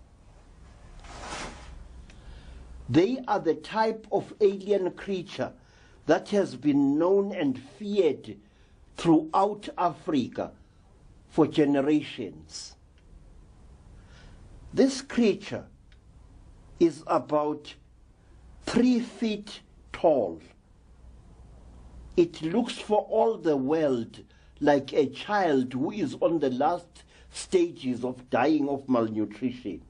It looks exactly like this, and it has a strange smell which once you smell it, you shall never forget it. This creature is known by the Zulu-speaking people of South Africa as a mantindane. The word mantindane comes from the verb ntinda, which means to abuse, to fiddle with, and to torture by interfering with the victim's genitals and other private parts. This is an exact description of the Mantindan. It does exactly that. For hundreds of years, even mighty nations such as the Zulus, even powerful warrior nations such as the Botswanas and Xhosas lived in mortal fear of these creatures. Whenever a Zulu army went out on the warpath, Zulu warriors used to wear a strange cup-like device over their private parts under their loinskins. This cup-like device was very dangerous to a warrior in the heat of battle because it sometimes could get undone and get between the warrior's thighs and cause him to stumble and fall and so to get killed by the enemy. But the Zulus were so afraid of having their semen stolen by the Mantindane that they found this type of inconvenience acceptable rather than that they should face the trauma of having things done to them by these beings. There is a huge tradition involving the Mantindan, the tormentors of the human race. But let me tell you this. Mantindanes are so real that you actually can eat one. And Zulus sometimes crack a joke. When you have done a Zulu a very great favor, the Zulu will sometimes say to you, "My friend, I don't know how to thank you. I should rather slaughter a Mantindane in your honor." Now, that strange statement hides an actual practice which is still being carried on in many parts of Southern Africa today. If a sangoma finds a dead Mantindane in the bush, that sangoma must invite his or her closest friends to a ritual feast on the dried flesh of this little monstrosity. And people who have eaten the flesh of a Mantindane become inseparable friends afterwards. The creature's flesh is utterly tasteless. It tastes for all the world like soft cardboard to which a little salt has been added. And if you have ingested the creature's flesh, then you must prepare yourself for great sickness. A terrible rush will erupt all over your body. Your breathing will be hampered. Your heart will beat with great difficulty. And for a few hours or 2 or 3 days, you will suffer unbelievable agony with your skin itching, numb, and burning as if you have caught smallpox. And you will come within inches of death itself, an agonizing death. And after that, you will be overcome by an unbelievable ecstasy, an ecstasy that no words of mine can describe.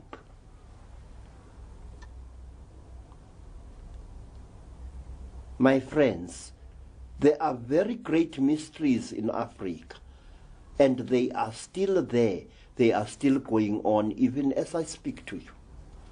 I will not dwell on this subject much longer, but let me tell you this, that after the Mantindane had finished torturing me, I assumed that my agony was at an end, but I was wrong. Because out of somewhere there came a very, very strange creature. A creature which shocked me all the more because it was amazingly human. The creature looked like a woman, a woman of very short stature, a woman with unnaturally golden hair which looked as if it was made of fine metal wire. This woman had designs or tattoos of some kind on her forehead and on her chin and just below her neck. This woman looked like a white woman. And this is what I found particularly frightening. And I would rather not tell you what happened then. Let me accept this, that it was a trauma that even now has never been expunged from my soul. I was later to learn that this creature is the type of creature known by the Zulus as Ingupusana. The creature's features are strangely out of shape and ridiculous. Some types don't even have eyebrows above their heads, but their eyes are always piercingly blue. Their eyes never blink for one moment, and although its hair is a metallic gold on its head,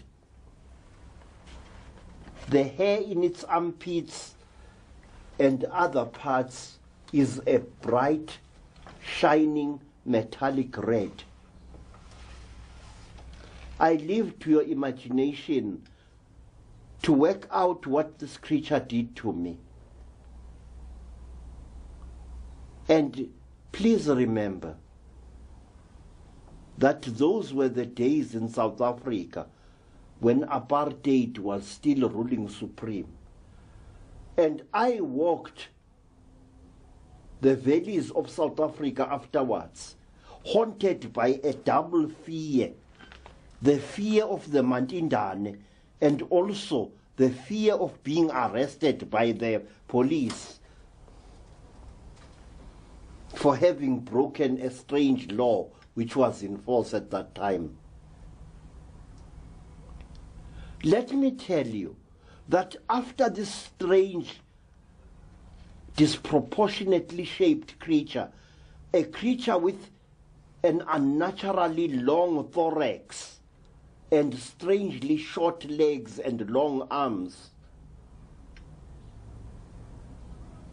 I was forced off the table by the Mantindane and taken to see a number of things which even now make no sense to me.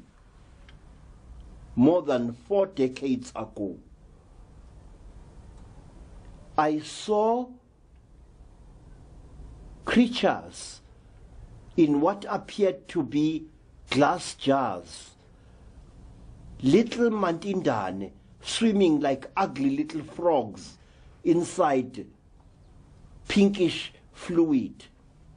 I saw other things that I cannot even pretend to understand or to describe. And then I saw in another place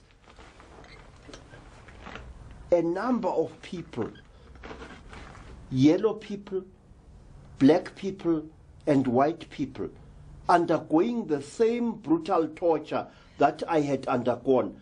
But then one of the people was a man. I came so close to him as to look down into his agonized face. He looked up at me and I looked up at him. The man was a white man. And some years later, round about 1963, I was walking the streets of Johannesburg when a white man suddenly grabbed me by the shoulder. I thought I was being arrested. The white man said, "Hey, stop you." I stopped. He said, "Do you speak English?" I said, "Yes, boss, I speak English." And then he said, "Where the fucking hell did I see you before?"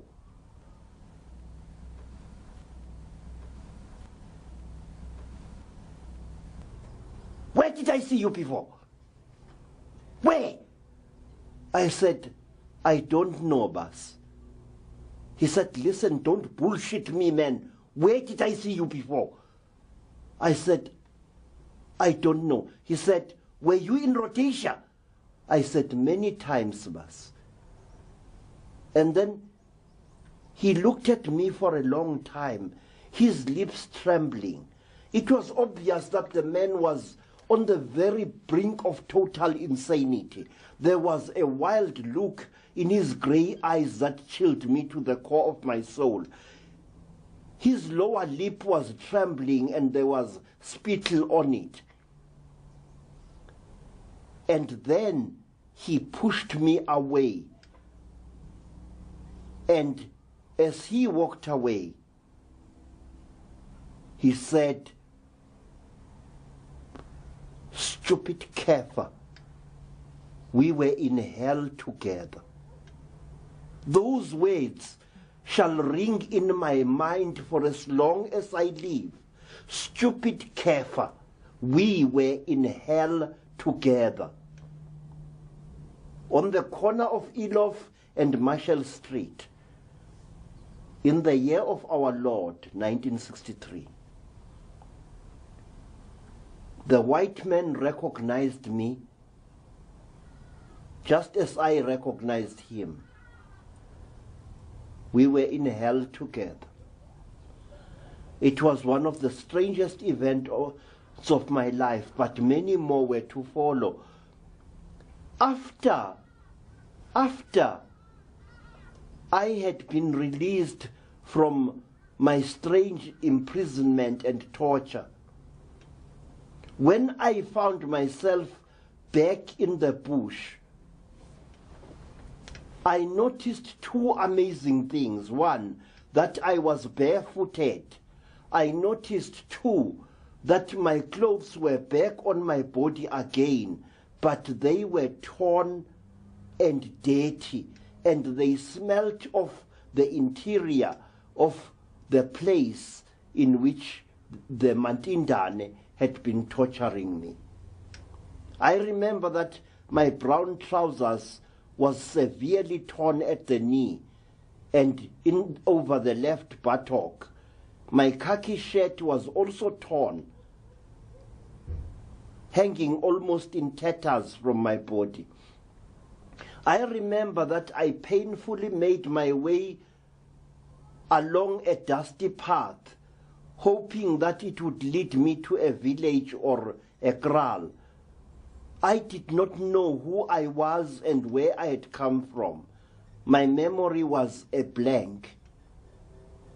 And as I walked along that path, memory slowly returned. I was Credo Mutwa from South Africa. I was in the land called Rhodesia. And even as I walked painfully hobbling, I came in sight of a homestead, two rondavels, and a square building of mud. And as I approached the homestead, two dogs came at me like thunderbolts. One grabbed my left leg and tore my trousers with one bite of its jaws. I fell to the ground and feebly tried to fight off the dogs, but the animals appeared bent upon murdering me, and I did not wonder, because I smelled strange. A strange alien smell hung over my entire body. I was grey and ashen, as if I had rolled in an ash heap for a number of days. I stank and I was very dirty. My identity documents were gone from my pocket, and so were the keys that I always kept in my pocket. People came out to drive away the dogs, and one of the people, a man, recognized me, and he escorted me towards a distant village where he had seen me living. It was the home of my teacher, a lady of the Makaranga tribe. The man asked me where I had been. I said I did not know. The man told me that I had been missing for 3 days, if not more, and that the tribal police had found my boots on the mountain slope, but the boots had not been unlaced. It was as if some force had sucked me out of both my boots and socks, leaving the footwear and the socks standing there in the veld. It was this that had shocked the denizens of the villages. When I returned to my teacher's home, once more every dog made for me. One actually gave me a painful bite on my right calf, on the calf of my right leg. And then people ran away, some of them, at the sight of me.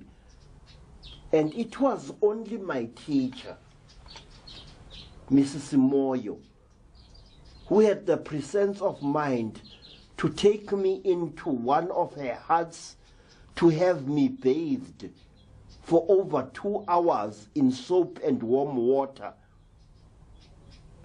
to remove the layers of dirt that now covered my body, and also to remove the stench that hung over my whole person.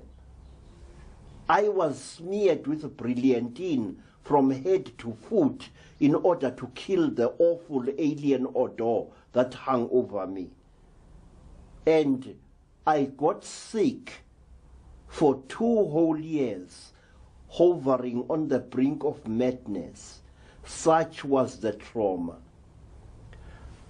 After my horrible experience, I was to meet other people who had undergone similar experiences. Black men and black women who had been through hell and back, and who carried marks as proof of their awesome experience, who carried injuries to testify that the words they were talking were true. Women got mysteriously impregnated and then mysteriously aborted also. People were captured again and again and yet again. And in me also, storms were brewing. It appeared as if these Mantindane creatures were bent upon following me through wherever I went. I could say more, but I leave that for others to tell when I'm gone from this earth. But let me tell you this, that there is no glory, there is no glamour, there is no sanctity in being captured and tortured by a Mantindane. People who say that these creatures speak to their victims telepathically are telling cheap lies. These creatures do not talk to you. Strange pictures are instilled into your mind. Pictures of the end of the world. Pictures of seas polluted almost to an inky blackness, where not a fish nor a bird is to be seen. Pictures of a landscape turned dry and dead, with the trees forever frozen, leafless and dead, on a landscape which is as hard as granite. Pictures of poisonous, dark yellow clouds swimming across the blue and poisoned skies. Pictures of mountains denuded of all life. Pictures of dust swelling where green things bloomed centuries before.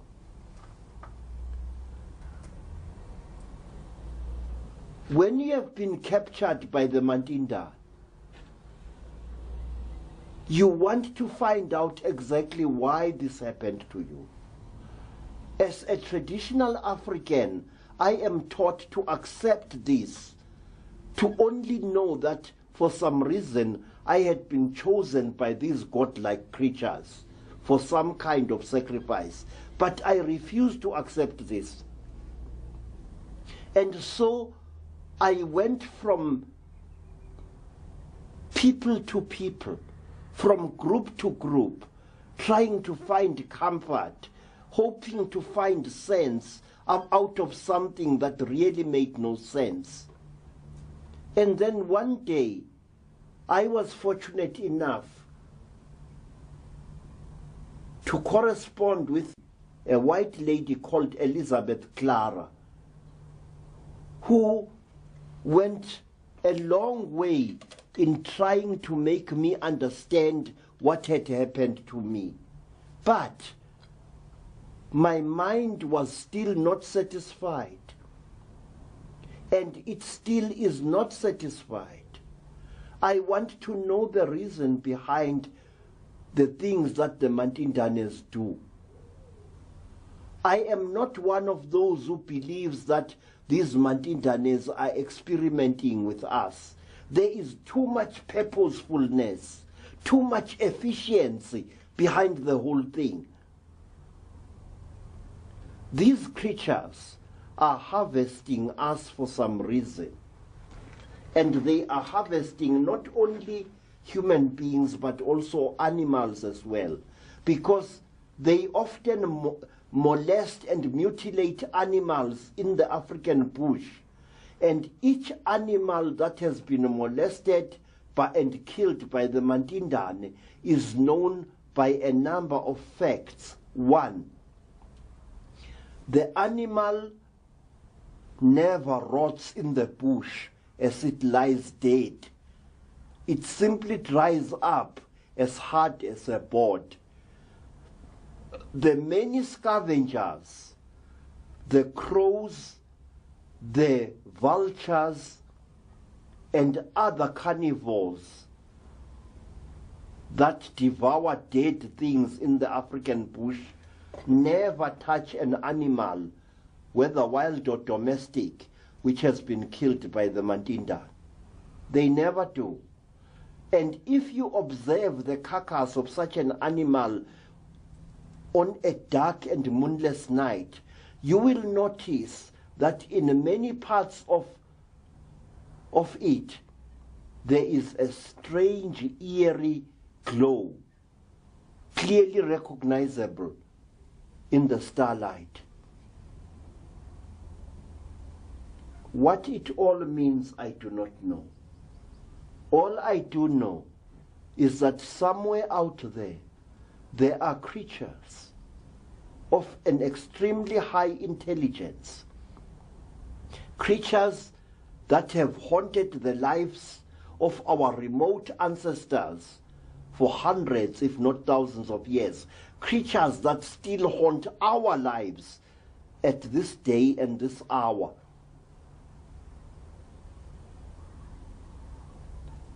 My friends,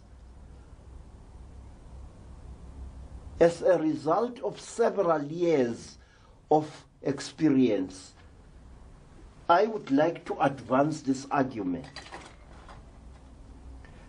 The Mantindane creatures do not come from any star or star system in space.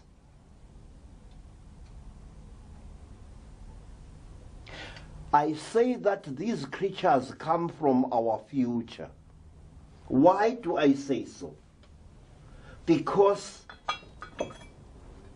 this creature arrives on Earth completely protected by a helmet and a suit of what looks like metal, flexible metal of some kind. The creature's hands, feet, and head are completely protected against our Earth's atmosphere. So is the Ngadla here. It is completely sheathed in heavy metal. But with the Mantindan, the story is different. Mantindanes have been seen out in the open many times, their heads completely bare and their hands bare to the wrist, completely unprotected by any material or metal whatsoever. These creatures walk through our world as if they own it, a world in which there are so many poisonous substances. You will find Mantindanes bareheaded, their hands completely uncovered, in a world where logically they should be covered from head to foot. These creatures, furthermore, are capable of impregnating earth women. They seek fluids and flesh from us human beings. If these creatures were a species of creatures from some far planet, they wouldn't do that. They wouldn't be able to impregnate our women. They wouldn't be able to do what they are doing to us. These are our descendants. And when you have been worked over by them, you will understand that what they are doing to you, they do it with angry consciences. They are taking revenge upon us for what we have done to our future a few thousand years from now. And I am firmly convinced of this, and all things that have happened to me since that terrible day have served to confirm that these are our descendants, not aliens from some far galaxy, no. Now, one last thing, let me tell you. There is a race of alien creature to which the Ngupusana creature belongs. A race of creatures who are tall, with metallic golden hair and bright blue eyes. These creatures are often seen in Africa. They are known all the way from the Congo Republic right down to Ciskei in South Africa. And black people of many tribes call these creatures by a strange name, a name by which they have known them for hundreds of years. The name Watende, Walende, or Wazungu, or Walungu, or Balungu. Now, when Africans met white people from Europe, they transferred to the white people the name by which they had known these blonde-headed, blue-eyed extraterrestrials. The name was Zungu, Watende, Walende, and Balungu, or Belungu. Now, what does the name Watende mean? It means the people of the whirlwind. So does the word Mzungu, which is used by many tribes in Zimbabwe and elsewhere to refer to white people. So does the Zulu word Mlungu or Umlungu. It means the righteous one of the whirlwind. Why? Because when a ship, a spacecraft belonging to these beings descends upon Earth, it does so at a fast spiraling rate. And as a result of this spiraling, it causes a whirlwind to form, which often damages African hearts. So you see, the black people first became acquainted with extraterrestrial white men and women before they met the real article. And what a meeting it was. Very explosive, as any history book will tell you. Thank you.